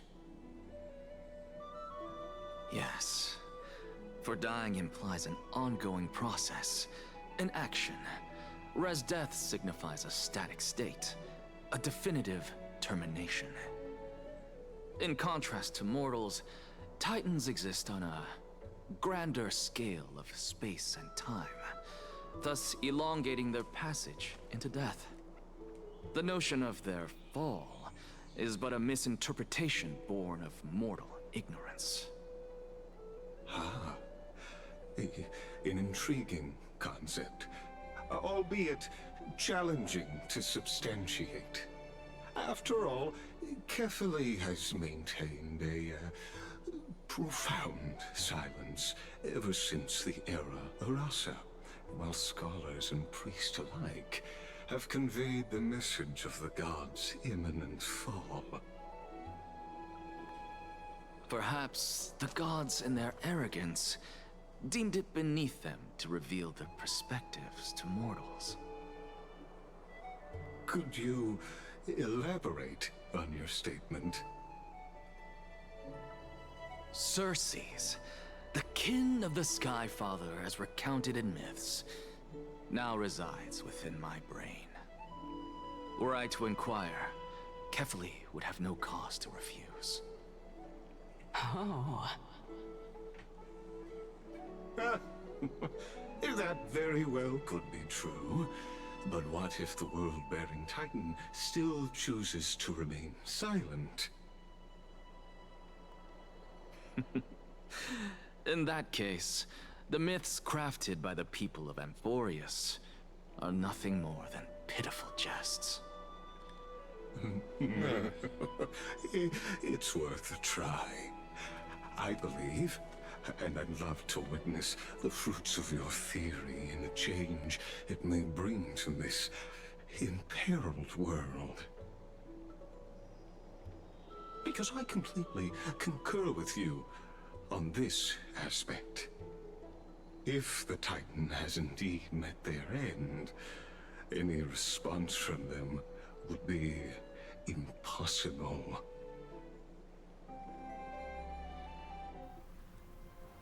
Oh, here we go.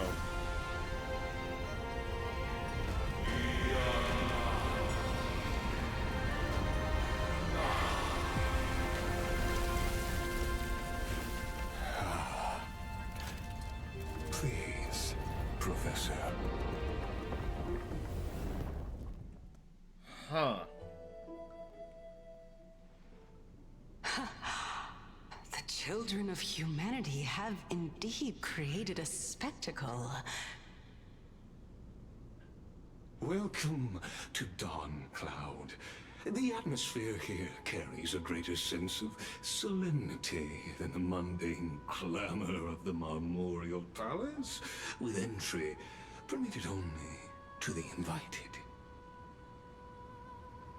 Only esteemed beings grace this place, and among them I've received priests, scholars, warriors, and now we even have the honor to be in the presence of a Titan.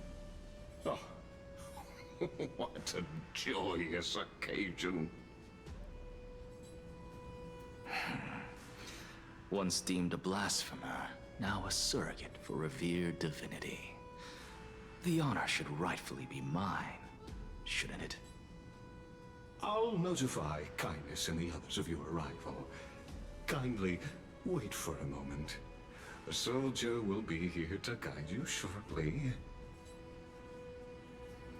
In the meanwhile, you are welcome to explore the vicinity, but kindly remain within the guard's view.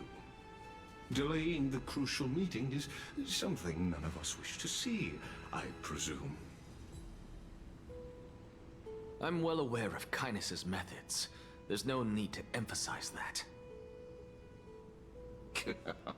As you wish. Your cooperation is much appreciated.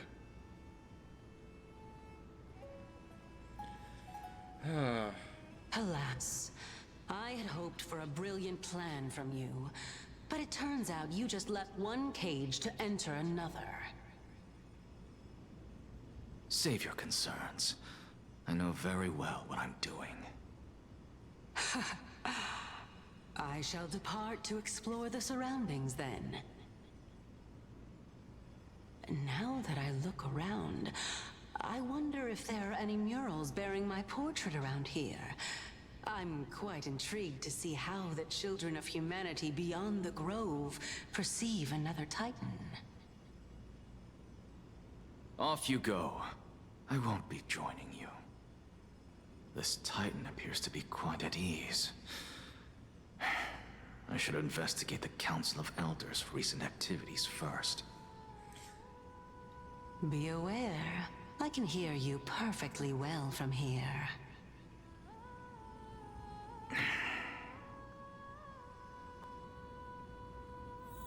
Yeah, I have got a bad feeling about this. 'Cause especially when dealing with something like this, with people like that, yeah, there's always gonna be some kind of, trouble. So something's gonna happen one way or another. Is that all? It's gonna be something big. Or annoying. Or both.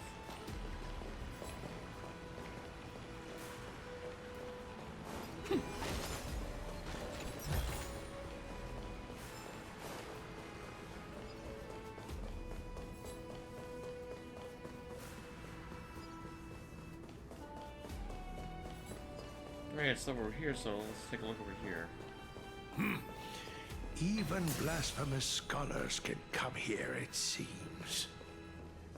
Looks like my presence here is quite unwelcome. Anaxagoras, I thought that you had died to the Black Tide, just like the other scholars. As Kephales's priest, are you not aware of the decorum of respecting the dead? Surely you jest. You blasphemous heretics are not worthy of respect from the Supreme Being. Let me remind you that you're currently in Dawncloud, so you'd better keep your deranged language to yourself. I am no longer that altar servant from years ago, who could only acquiesce to the commands of others. Now, I have plenty of ways to deal with people like you. I'm not sure whether I should laugh or cry right now. I can't believe that a follower such as you could have been made by a creation titan. As I see it, a dead titan can't provide you with this level of confidence, right? Then who is it exactly? Could it be kindness? You. Seeing how fond of you Elder Kindness is, I shall let that slide for now. Leave immediately, and don't impede us from receiving the Supreme Being's blessings. Seeing as we were able to hear of this matter from the mouths of others, it seems that kindness is indeed quite sincere toward us. Perhaps this affair will proceed smoother than I had anticipated. Oh my, what a thrilling confrontation. As expected of one of Kephales's followers. Are you praising or insulting him? Praising him, of course. As a believer of the God of Deliverance, it is only natural that he detests evil. Didn't you hear me? I asked you to leave. Go as far away from here as possible.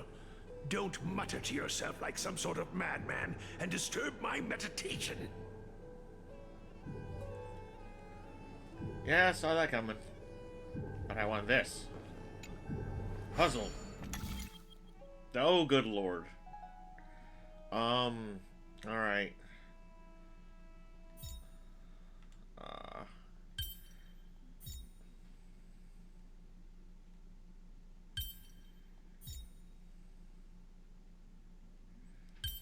Wait, hold on.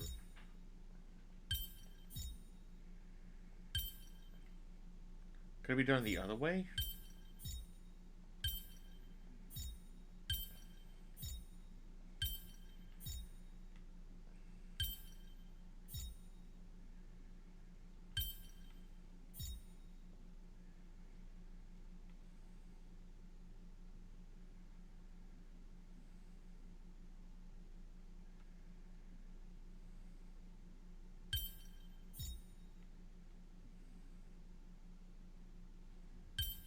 No, hold on.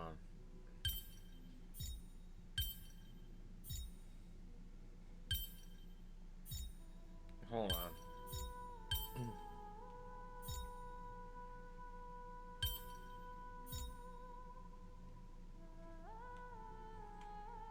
Maybe have it like this.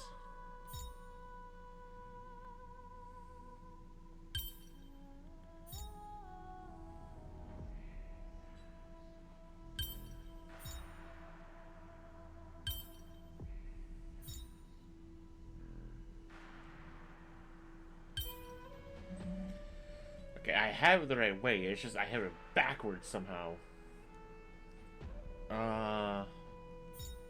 Okay, okay.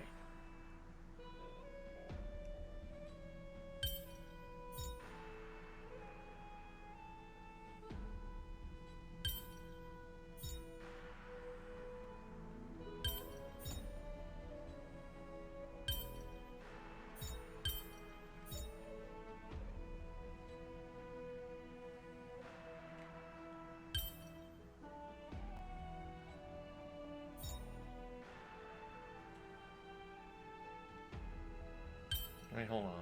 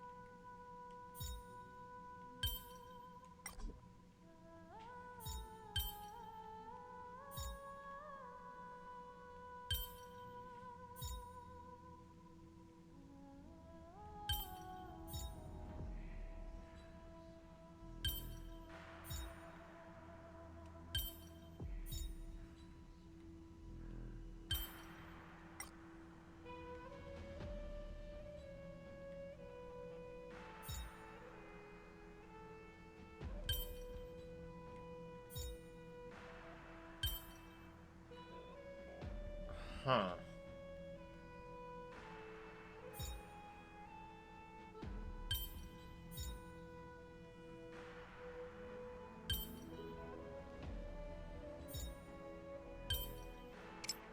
Okay, hold on. Hold on. I was getting entirely confused here.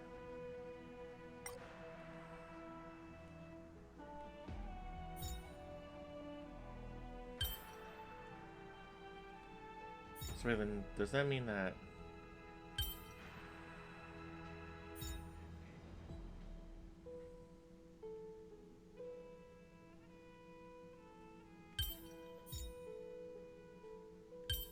Oh! God dang. Is that all? Oh, that was a headache and a half. That was a headache and a half. There's one over here, too. Looks good.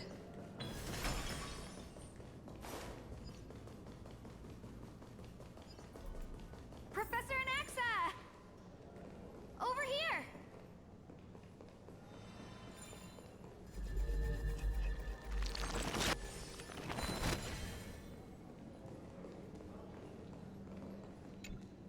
Professor Anaxa? Word has it that the scholars of the Grove valiantly perished resisting the Black Tide. To find you here safe and sound, thank the Fates. You could say it's the Fates toying with us. It's only the Crimnoans and Idonians who chase glory through death. But your survival is a victory in itself. I'd settle for that gladly. So, are you here to report the incident to the Council? I heard that after the Black Tide devoured the Grove, Akama would be next in line, even with the demigod of strife standing alongside humankind. Tell me, how much does the Council of Elders know about the Black Tide? Once Kindness and her followers learned of Circe's and Orynyx's fall, they proclaimed in the council that the Flame Chasers could no longer stand against the calamity alone. Yet, when the Crown Prince ascended to godhood and repelled the Black Tide, she immediately altered her tune, declaring that all was resolved beyond Akama, with the only remaining menace now being Aglaya and her adherents. They might well make their move at the upcoming Citizens' Assembly.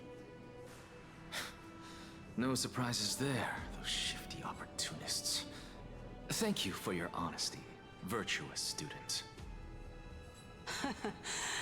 Being an opportunist could very well be a facet of wisdom. Shouldn't you be searching for murals of yourself? I've had enough of your prattling. I was really curious to see how you would find the middle ground between both factions, so I came to listen in. But it seems as though this Kindness is much more ruthless than Aglaya. If so, why do you want to work with her? Could it be that perhaps you've decided to readily surrender this hollow shell of yours? Just because you feel like death is fast approaching? I'm afraid you'll be sorely disappointed if that's what you truly think. I've had enough of this. Could the 15th entry hour arrive any faster? Ooh, treasure. Mine. Is that all? Oh, my. Could it be that the great tree... Every plant, every tendril, no, even every leaf could be the embodiment of Circe's. As a result, mere mortals who did not know what the Titan actually looked like chose to paint them as a giant tree instead. Their wisdom was portrayed as fruit, to symbolize how they shared their knowledge equally among the masses. Such exquisiteness indeed. This mural is quite abstract. I really can't tell whether you are praising or demeaning yourself. Now I'm quite curious whether the Reason Titan has studied figures of speech before. Of course I find such stylistic devices interesting.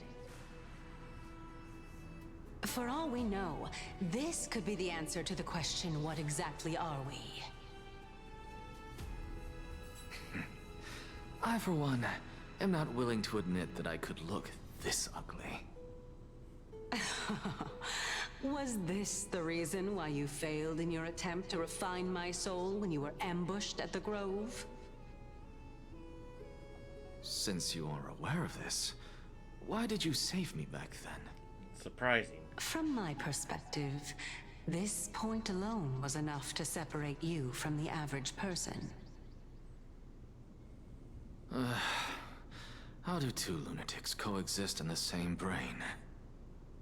Therefore, it seems that your journey to Dawnfloud this time is not just to seek protection. What, then, is the intention behind your actions? The entire plan is stored in my memory, so why don't you look there? Then don't mind if I do. 1 year old? 2 years old? Huh.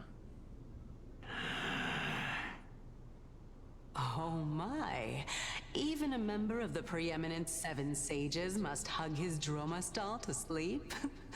How interesting. That's enough. How unusual. Your soul is actually trembling. This must mean that behind this toy hides a secret that nobody knows, right?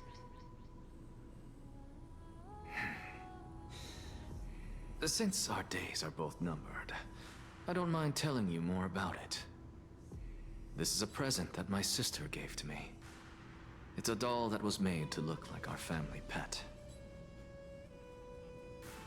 So there are other members in your family, eh? Are they also living in Akama? Don't you just love to pick through my brain? Go on, continue flipping through my memories. It won't take long. You'll discover the answer when you reach the memories of when I was 5. 5? Oh, the black tide is everywhere. I can't bear to look. When I was young, I couldn't accept this outcome either. Georios, Aquila, Kefali, and you, of course. Although I prayed to every titan that I could think of for help, my efforts were ultimately futile.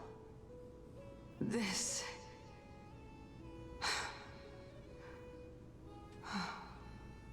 Could this be the inception of your research into alchemy? Indeed it was. Everything started from that verdant courtyard of yours. When I was pursuing my education there, I naturally also came to learn of the Thelisis's theory as well. Oh, I remember that person. He was the one to come up with the concept of souls, right? Not only that, he also believed that life, as well as the composition, movement, and transformation of matter, all stem from souls themselves.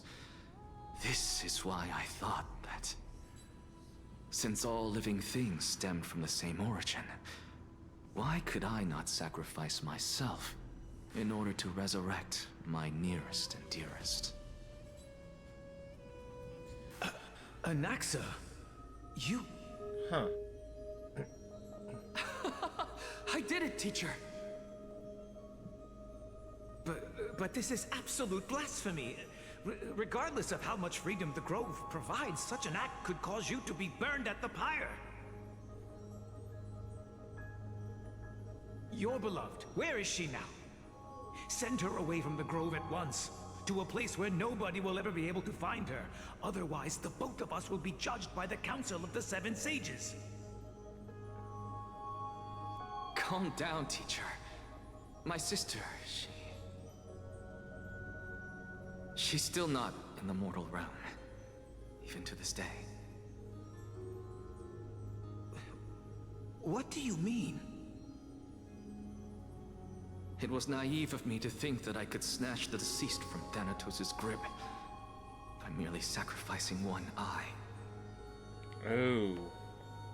Equivalent exchange. All I received for that price was but an opportunity to see her for one final time. Nothing more. Oh. Let it go, Anaxa. As one of my best students, I cannot watch you go down the wrong path without doing anything to stop it. Never do something taboo ever again. Don't disappoint the deceased, and never harm yourself. If you can do that, this classroom will still be yours, and you'll have a chance to live out your own life. Since I was able to see her one last time, I have no other desires. You're right, teacher. It's time for me to start a new life. I am sincerely glad for you, child. Now then, what topic would you like to study? I wish to continue Thalesis' research. Continue the research into souls, but you know that the Grove has long since understood his philosophy like the back of their hands. Even if you continue digging into this subject, your efforts will likely be futile. No, teacher. After my fleeting glimpse of the deathly fog, I finally understood a single truth. Since ancient days, our understanding of the souls is but the tip of the iceberg. I may have lost an eye, but my view of the world has become clearer than ever. I have grasped the truth with my bare hands. Watch as I turn this farcical world upside down.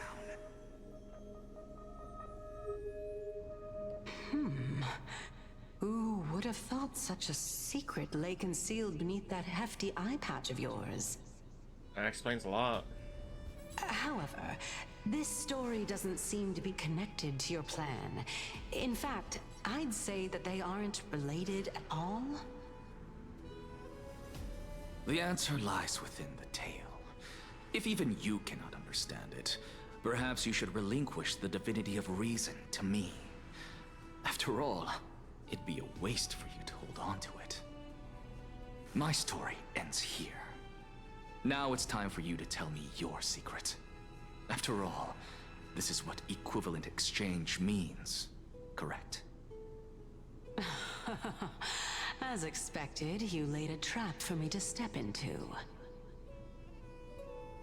Unfortunately, even if I was willing to talk about my past, I may not know more about it than you do. Huh. Oh? Are you saying that the renowned Reason Titan is now admitting a lack of wisdom?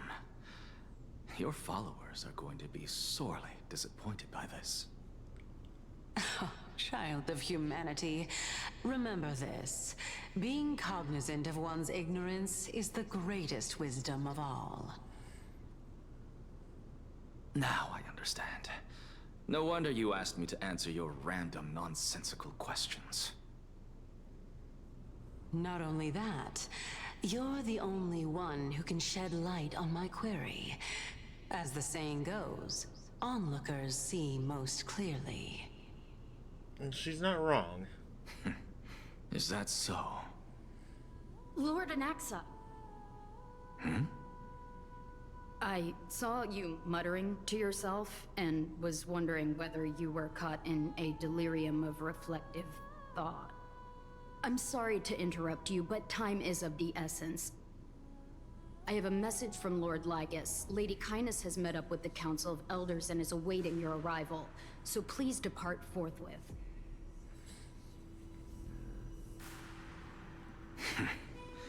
It's finally time.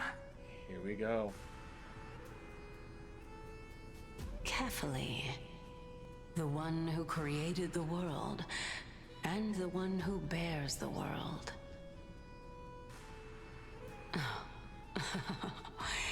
If you truly have not met your end, how will you answer the challenges of those who defy you? I didn't expect you to agree to Lady Kindness's invitation. What a wonderful turn of events. To tell you the truth, there are many people who hold grudges against that Lady Goldweaver.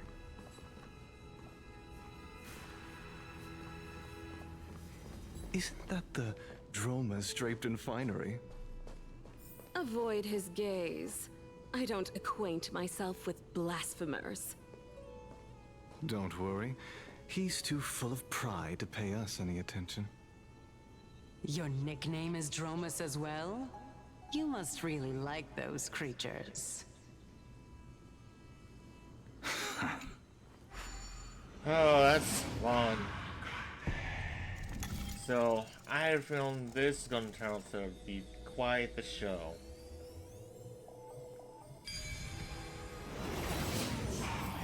student of Empedocles? I hear that his views run counter to the Venerationists. This is what being a scholar is about.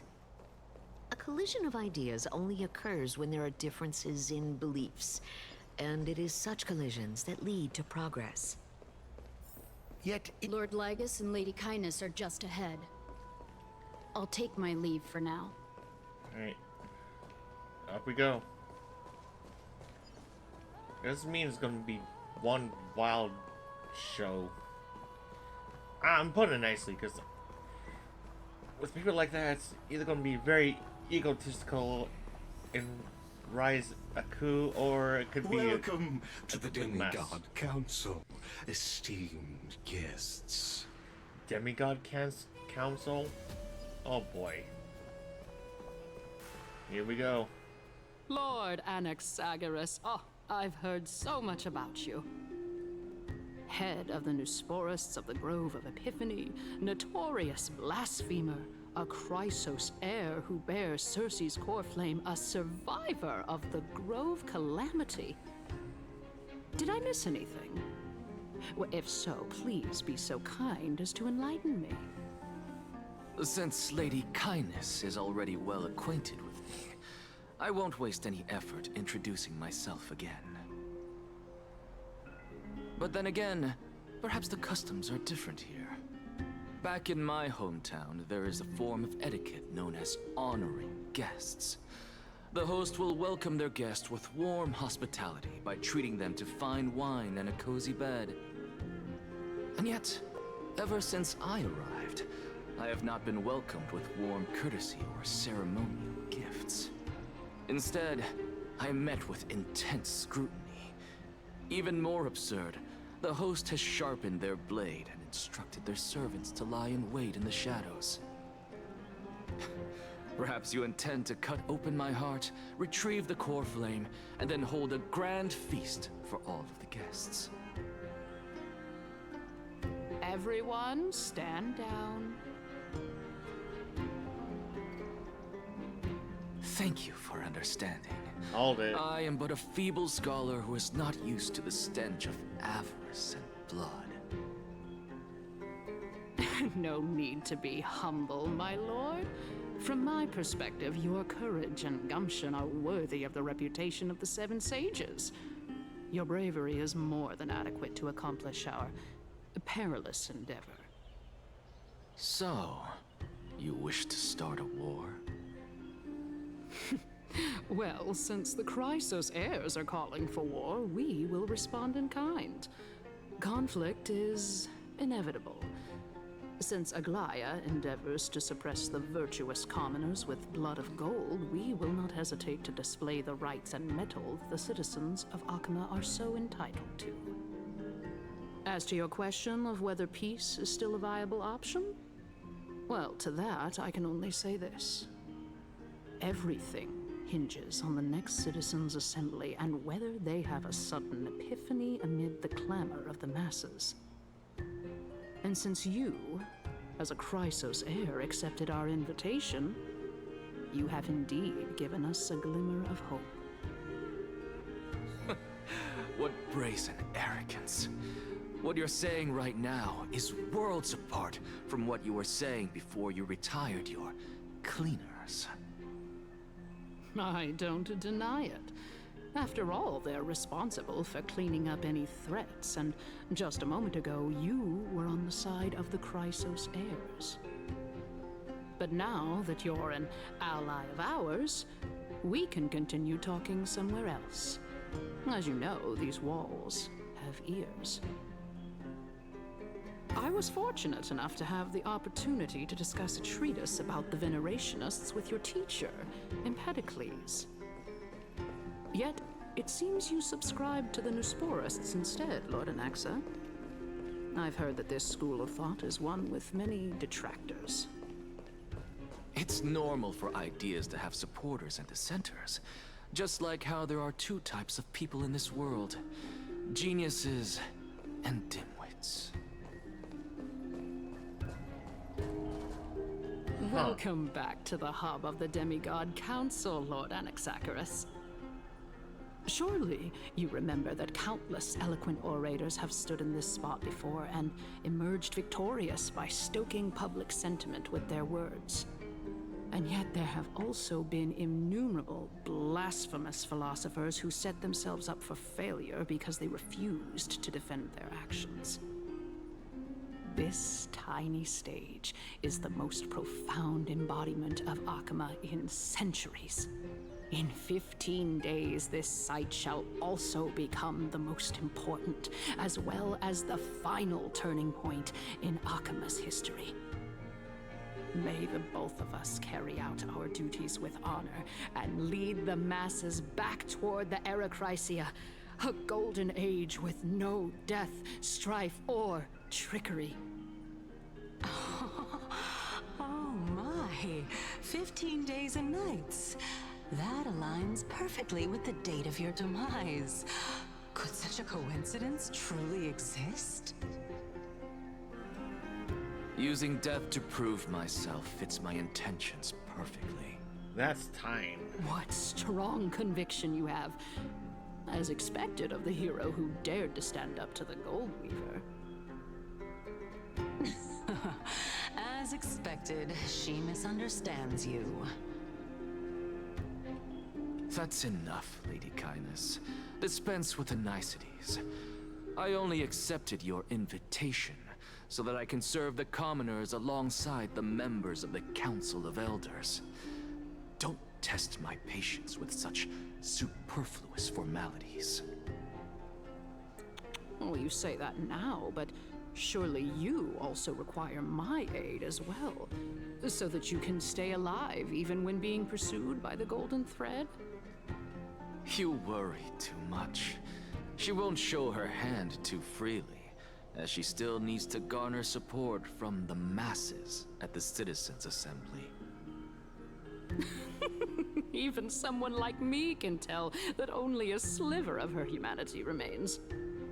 Surely you're not asserting that she will definitely act in a rational manner. As you're no doubt aware, Aglaya covets the core flame that I possess, which makes it the bargaining chip that allows me and the rest of you to negotiate with her. However, in return, I'll need the Council of Elders to support me as much as possible. Naturally, this includes the guards as well. You're well aware how valuable Cersei's core flame will be in the Era Chrysia that you are desperately pursuing. Talk is cheap, so you'd better act prudently as well. I understand. After all, this battle of wits is just a means for each party to acquire what they need. As long as your request is reasonable, the Council of Elders never shortchanges its allies. Since we're both intent on mutual cooperation, let's not mince words and just speak plainly to each other. Finally. Let us decide how much we can secure for ourselves and how much we're willing to sacrifice, like true philosophers, with our words and wisdom. Let's begin. Continuing from the earlier topic, let us discuss our common enemy, Aglaya. She is the second most experienced Chrysos heir across the whole of Akama, who has gradually lost her humanity to the ravages of time and the ablation of the core flame. A formidable opponent indeed. Admittedly, there is ample reason for her to take your life. Yet your previous reasoning is quite sound. As a seasoned political animal, it's unclear whether she will actually cross that irreversible boundary. Moreover, she still needs you alive so that the Titan's trial can be completed. Is there anyone present who can swear by the sacred vow of Kefali and guarantee that you weren't in league with that woman before coming here? Are you just trying to pull the wool over our eyes and aid her in her savagery?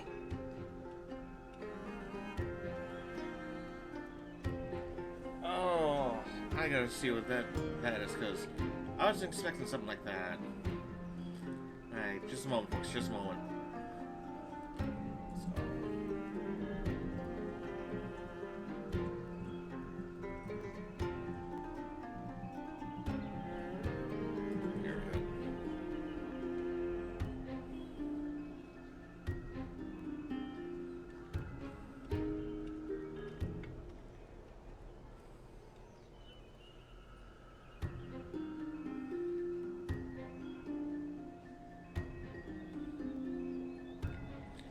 that's not the one.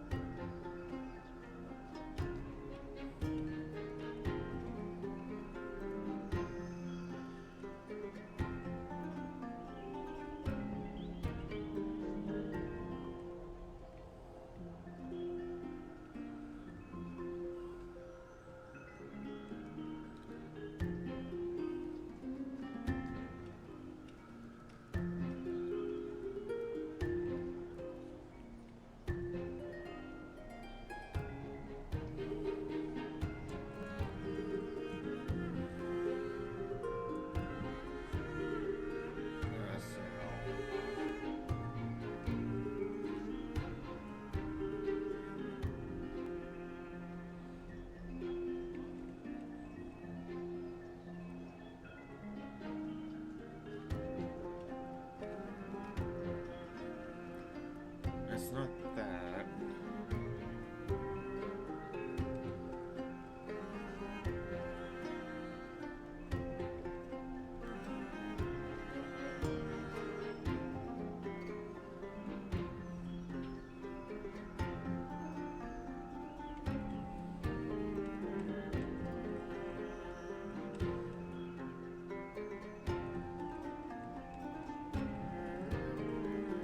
Oh, here we go, here we go.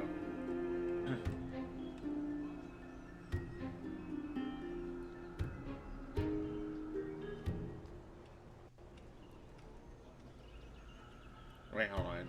I think I'm there.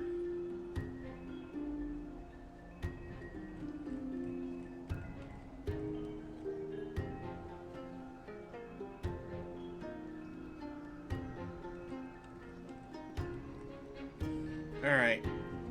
So there's no right or wrong answers, I guess.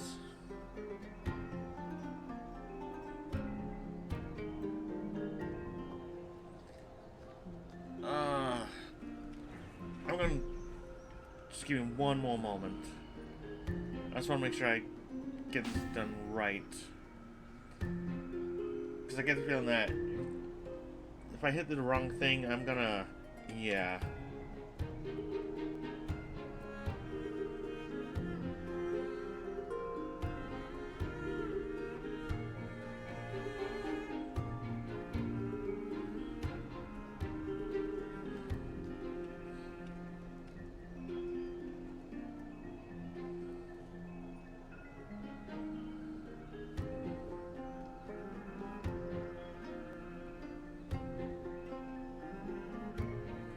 Alright, let's see, which one is it?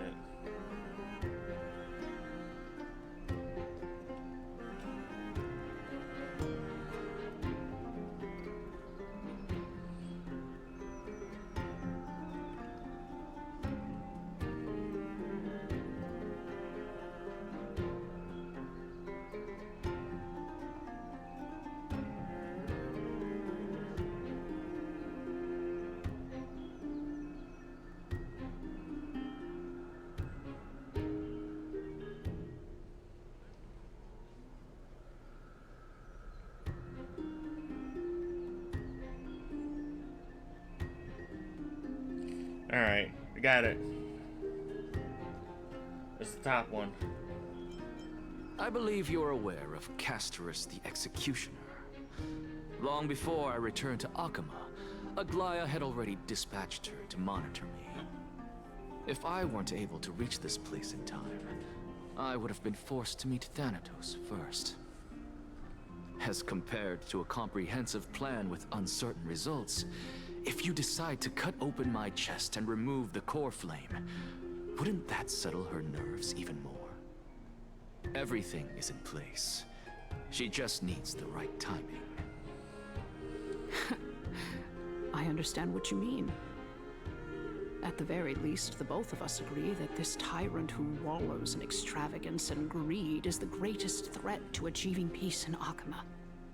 The Council of Elders is willing to defend your right to live, just as we defend every oppressed citizen. However, I regret to say that sentiments in favor of the Chrysos heirs and Aglaya are only growing in magnitude. the peace that we are aspiring toward, as well as everything that we hold dear, will be destroyed completely. The city will be burned to ashes, and the citizens' blood will be shed. Tell me, what are you willing to do for our esteemed citizens so that they can vanquish the enemies of our fine city?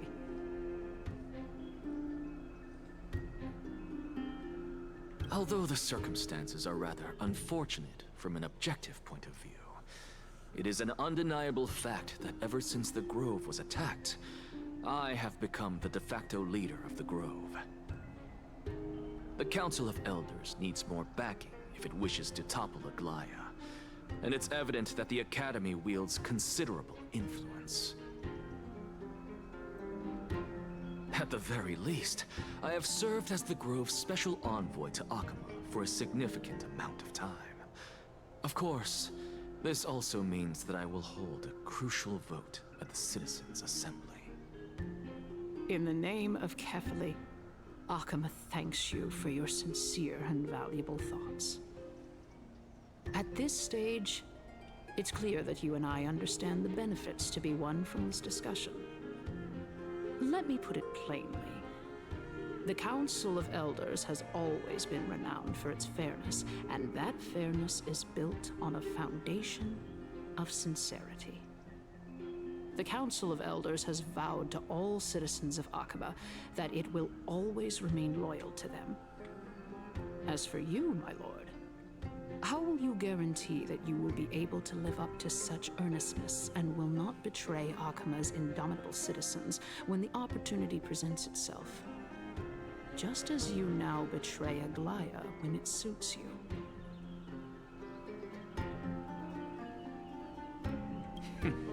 Surely you jest. My loyalty does not need to be proven. The fact that the Council of Elders is asking for proof of my loyalty is itself akin to a form of betrayal. Yeah, he's not wrong. I am incredibly honored to have witnessed the both of you bury the hatchet in a civilized manner. However, I am afraid that I must interrupt for a brief moment. As the Theoros, I have observed the following. Lady Aglaya, the Gold Weaver, is currently on her way to Dawncloud. Oh. Well, I do believe that we might have a slight overabundance of guests today. Feeling dissatisfied, Lady Kindness? Despite the Council of Elders' lofty residence on Dawncloud, it must still tolerate the whims of the Chrysos heirs. So you were holding back just now. Seems like you are better at playing this game than I. In any case, I'm glad that she's arriving here. So tell me, Anaxagoras, now that you're an ally of mine, if Aglaya were to demand that I hand you over, what should I do? You can do as she says. Tell her that the Council of Elders merely wished to chat with me and had no intention of offending her. However, by doing so, the authority of the Council of Elders will be as thin as papyrus that has been soaked in blood.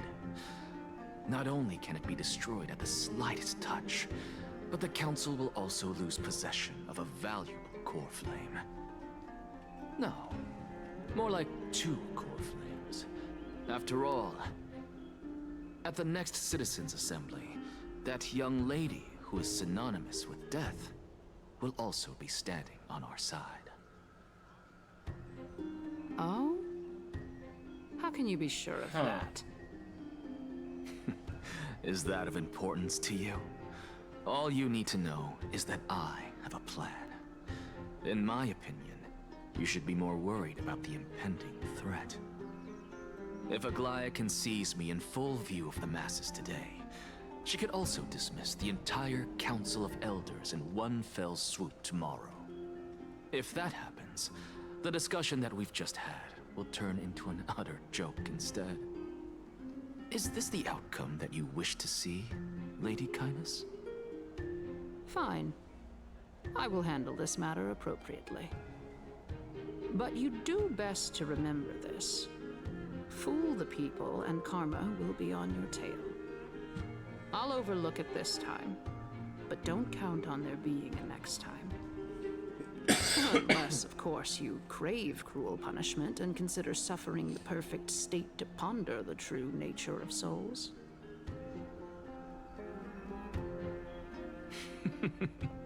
Well, what do you know? That happens to be one of my rare talents. We shall see then. Oh man, things are really heating up. Ah, I've got to say that you've managed to really impress me again. But shouldn't you be going after more? Dying to know what I'm after. I mean, I'm the reason Titan after all. It is in me to ask and seek answers. Easy there. You'll learn the answer soon enough. I didn't bring it up with her purely because she doesn't have the means to give me what I truly want. It's as they say, onlookers see most clearly. The true masters of Dawncloud have always been the Theoros, who watches over everything.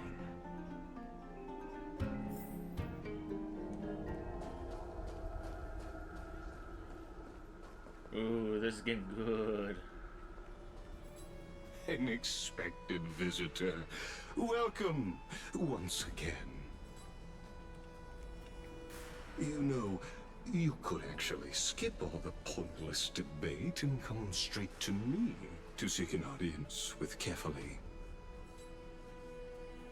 I have no reason to refuse you, do I? You may not, but kindness has. Whoever gets hold of Kefali's core flame will get to rule over Akama. She's wary of me, so naturally I had to gain her trust. I would say that debate was not at all pointless. Very true. In my view, this individual has gone to great lengths to get close to Kefali. He might very well be plotting something nefarious against the Titan. Are you still willing to let him pass, knowing this? Yes, very much so. All living creations are always free to visit Kefali's transcendent vessel. This comes with being the World-Bearer. How convenient it is to be able to hear what they say. It is truly my honor to speak to a venerated Titan in person. Please, go ahead. Let me join you both on this journey. Oh, a bygone myth tells of an occasion where Kefali once answered their followers' questions on the peak of the holy mountain. Their followers have since believed that scaling this Titan cliff is one way of being with the god. Hear that? It's not every day that you get to climb a mountain with Circes. You should sing me a hymn of praise. Titan hymns are beyond me. Ha!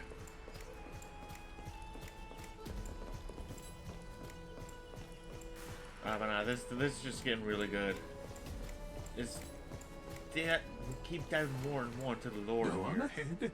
Take this Yanis shortcut, and the long pilgrimage stairway will be waiting for you at its end. I have to admit, I never expected you to not ask me anything. Not even my motive.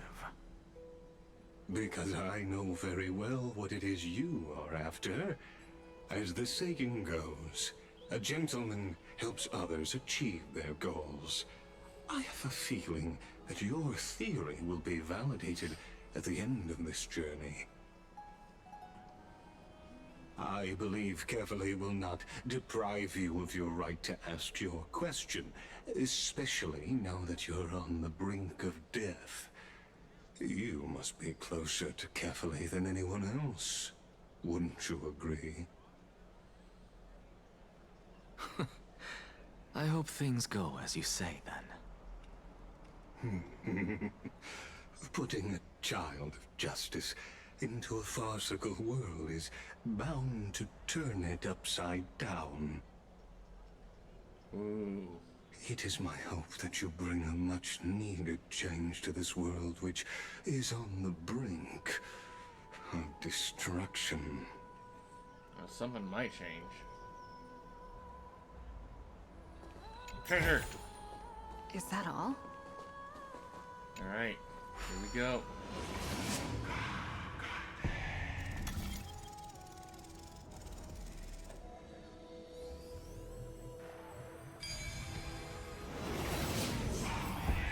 Honestly, this is my first time going up to Dawncloud's peak. What a splendid view. Isn't it about time you recognize the magnificence of us Titans?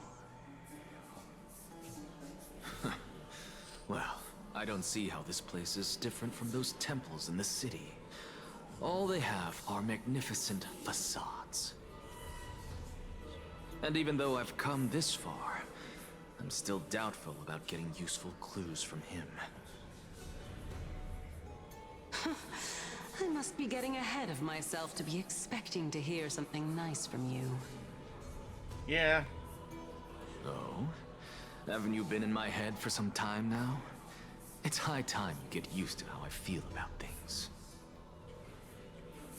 Alright, we're just a short hike away from Kefali. No time to waste here. Oi. So the intellectual debate from earlier was too draining for you, huh?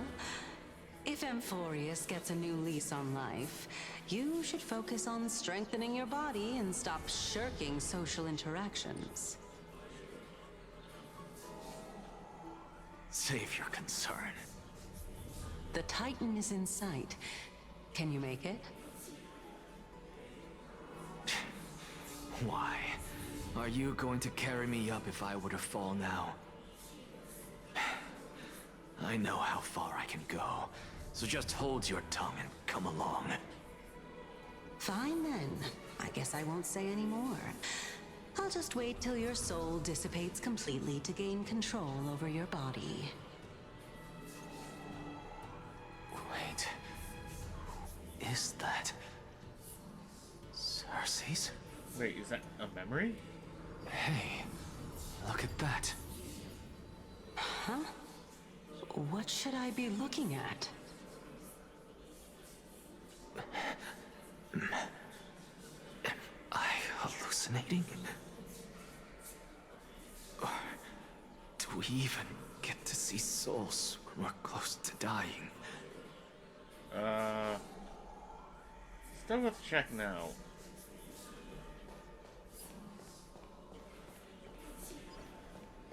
Yeah, it was right there.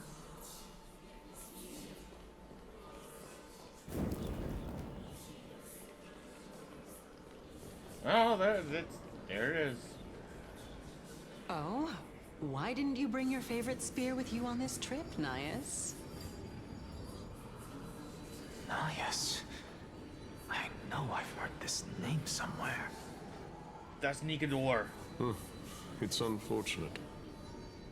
The Black Tide destroyed every last inch of my calyx. How could that be? Even a creation of Georios, from their prized ores and molten fire, couldn't escape the fate of destruction? Hey, Cersei's. Do you know a certain Nias? Nias? No, not that I remember. How did you even think up such a strange name? I just saw him. Nias. A warrior-like figure who was just chatting with you here. No, I have no such memory. Could you be hallucinating? Weird.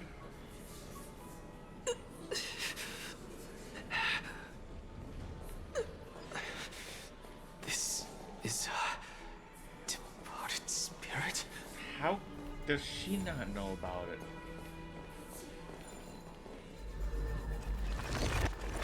Something's not adding up here. Looks good.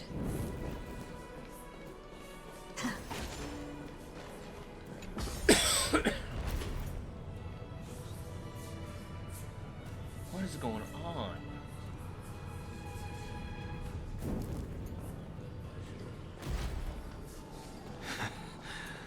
You two again. Ooh. Engage the hand.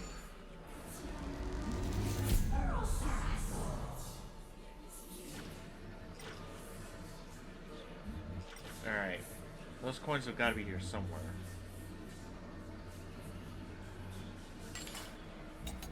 How high can this thing go? Okay.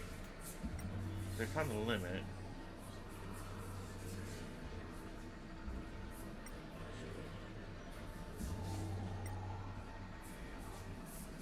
I see a coin over there.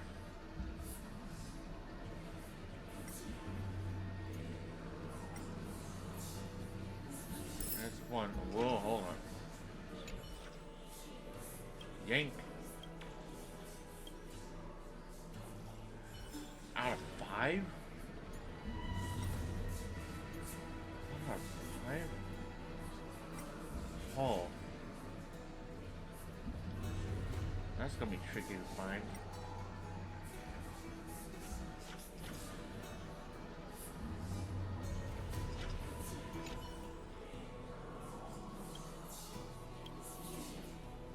Found another one of those things.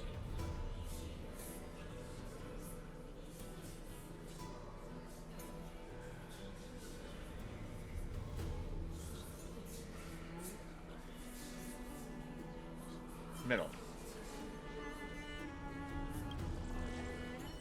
I said guess. Coin.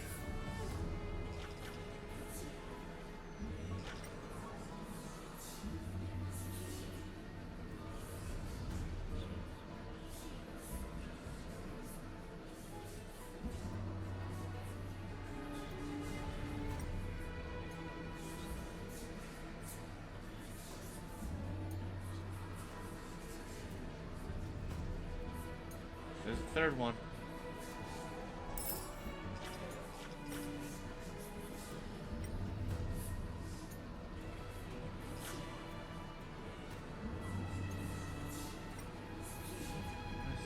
There it is. There's a fourth one.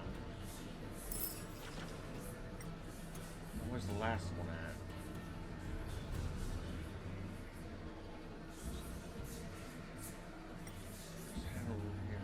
Maybe over here?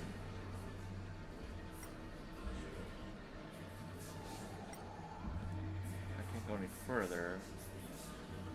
So maybe it's hiding down here.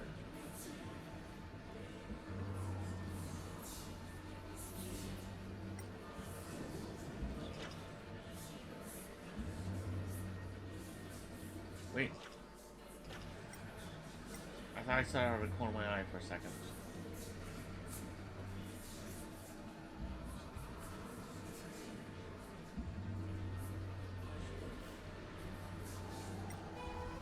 No, I just look around too fast.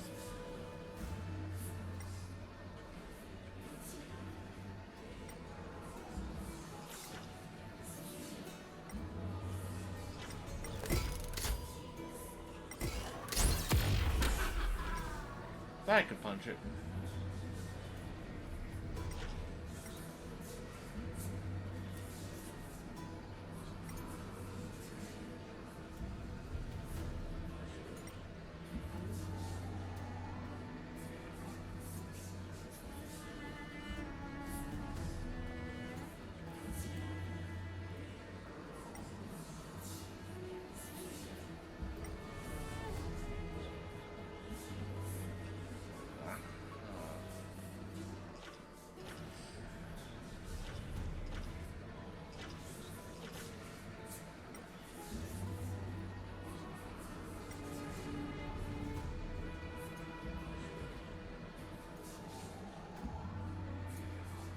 haven't seen it anywhere here.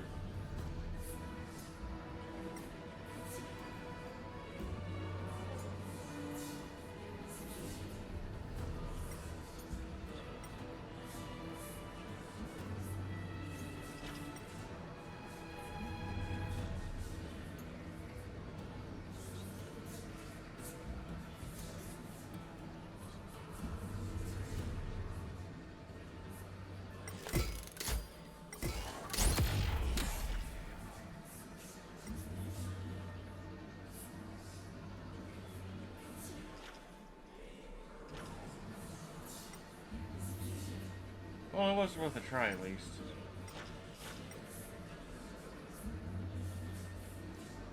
Getting 4 out of 5 of them is at least something.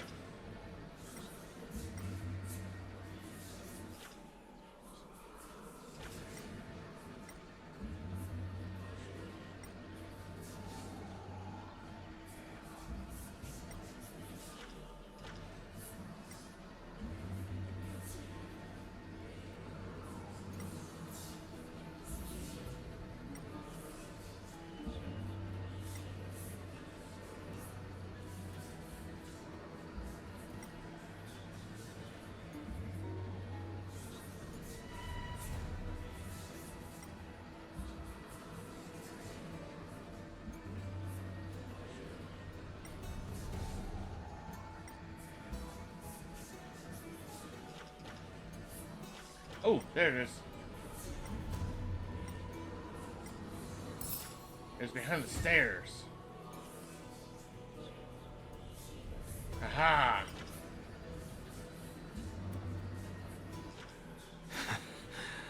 You two again.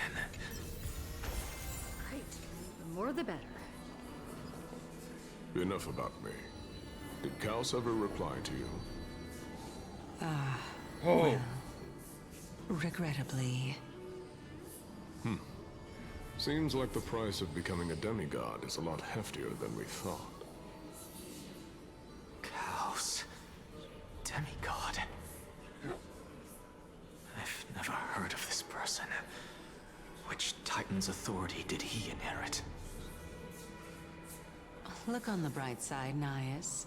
Since we've come all this way, I doubt he'd snub his old friends, would he? Let's just hope we mean as much as the world to him. Hey! Are you seeing that same hallucination again? Yes. It's still you and Nias, but you're now talking about a certain Kaos. I'm guessing he's one of your companions? Kaos? This name sounds just as strange to me. Never mind. I think I know what this is about. If things are as I thought, then they aren't hallucinations, but the souls of people. What? But if those are the souls of the dead, then what am I? Beats me. For all I know, you're just an illusion I conjured up in my dying moments. Let's just keep going. As long as I take in more sights and hear more stories. Know your limits. Wander too far among the dead, and even I might not be able to save you. So that does raise some questions. Fine. If this is indeed as I thought, then this will be very amusing. What the heck is going on here? I'm not going to worry about that puzzle right now. So,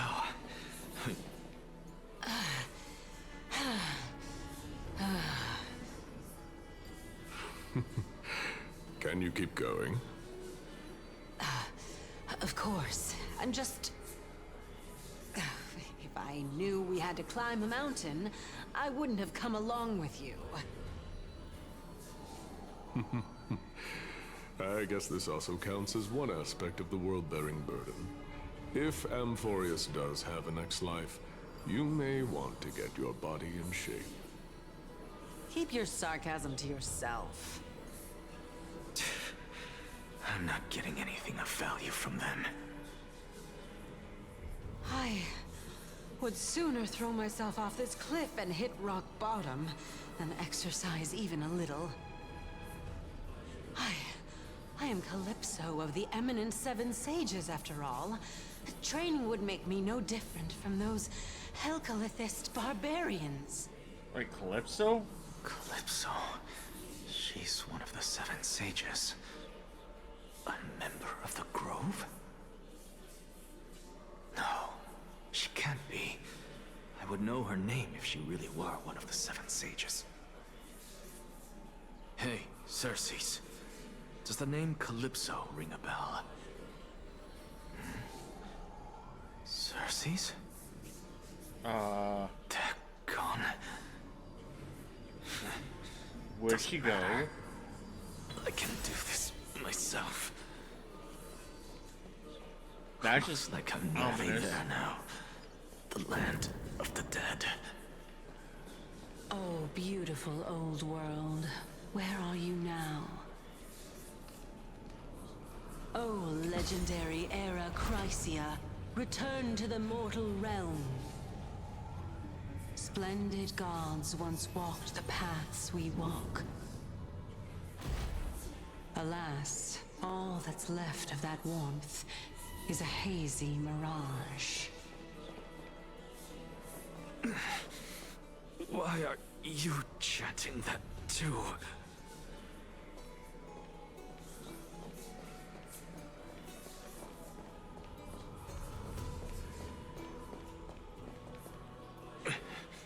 We're here, finally. So, I don't get to ask the Titan my question, but all of you make for a pleasant surprise, nonetheless. Very well then, let me uncover the truth for myself. Did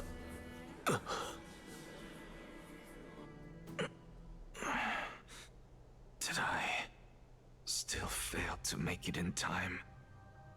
Huh? So, I'm back here again. This is... I can hear it. I hear it from the depths of the tides, behind the closed doors of the Void World.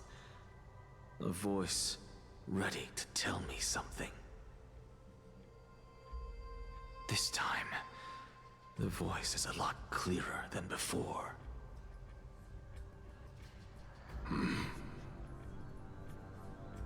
Since we've come this far, let's just wait.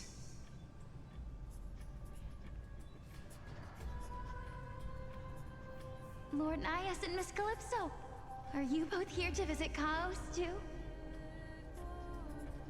Yes, and we've been waiting for quite some time now. Regrettably, he hasn't answered us. The worst-case scenario is that he's already been overwhelmed and crushed by the world-bearing burden. You're overthinking, Lord Nias.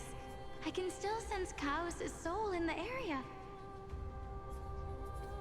And besides, we both know Chaos' nature. A deliverer like him wouldn't fall so readily, much less give up on all that he holds dear. Isn't that so? Yes. I have faith in him. That reminds me. Why are you making this trip alone, Polixia? Oh, my sister needs more time to make sure the flowers are fine. Polixia?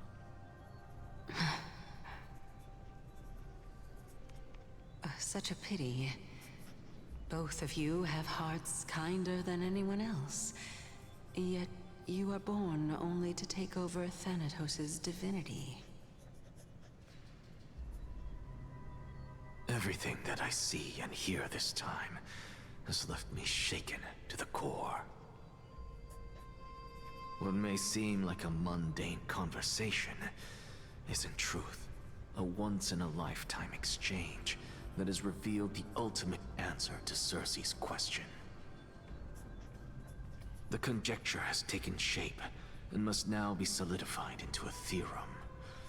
Next, I only need to seek verification from Kefali. By doing so, I can answer Cersei's question and reclaim my body. But no, I will not do that. That isn't important. Because another one of my conjectures, one that I have always dreamed of proving, has been proved right this very instant. Fusing a mortal soul with that of a Titan to replace said Titan is not a ludicrous idea after all.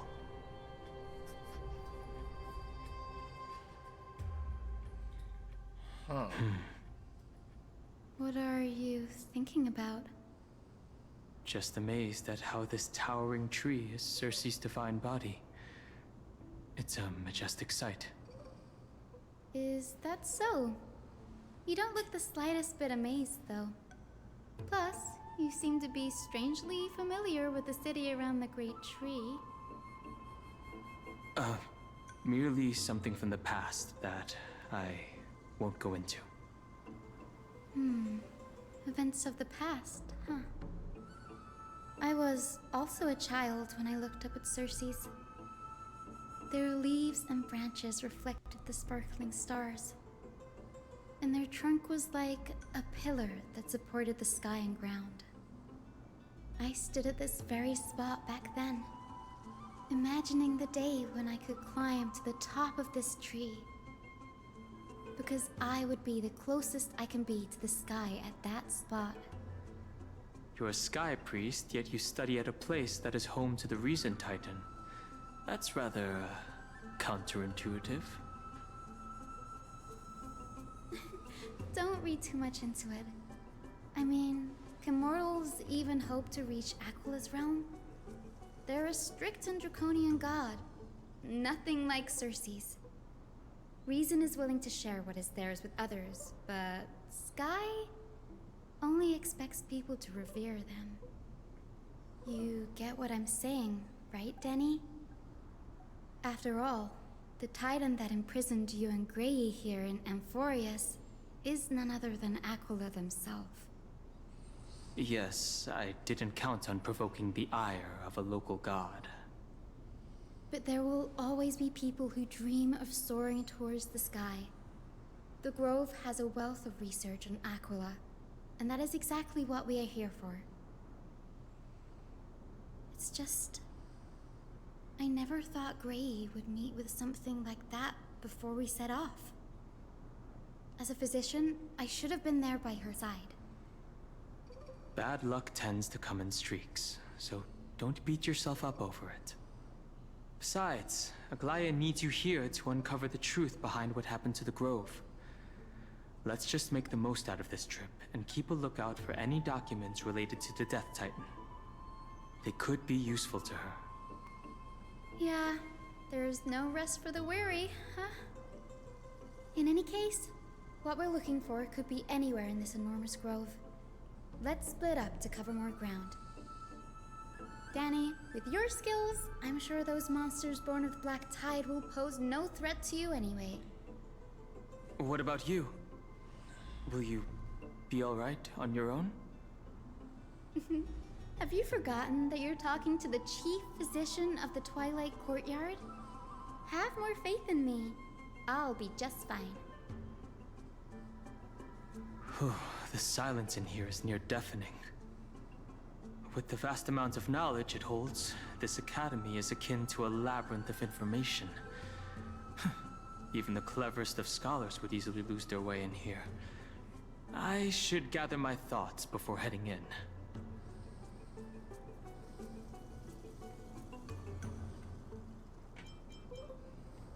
The clock is ticking. I should search for more clues as I move. Yes. Let's. The night sky feels unusual. now that I've gotten used to the eternal light of Akama.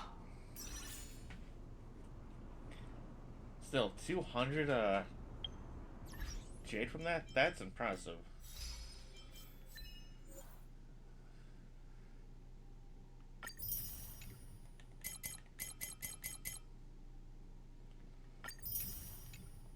Alright, so let's see now.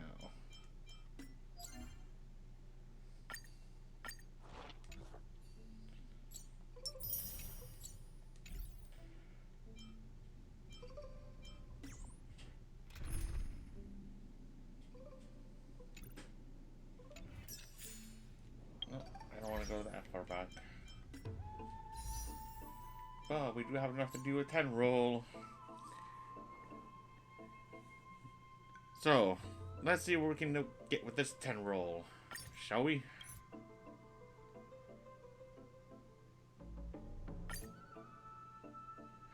Oh, I'm still short 77.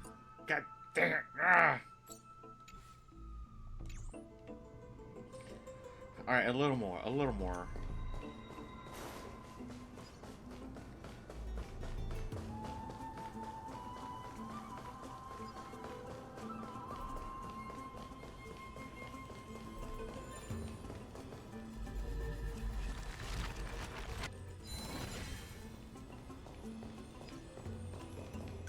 Actually, hold on a second. Hold on a second.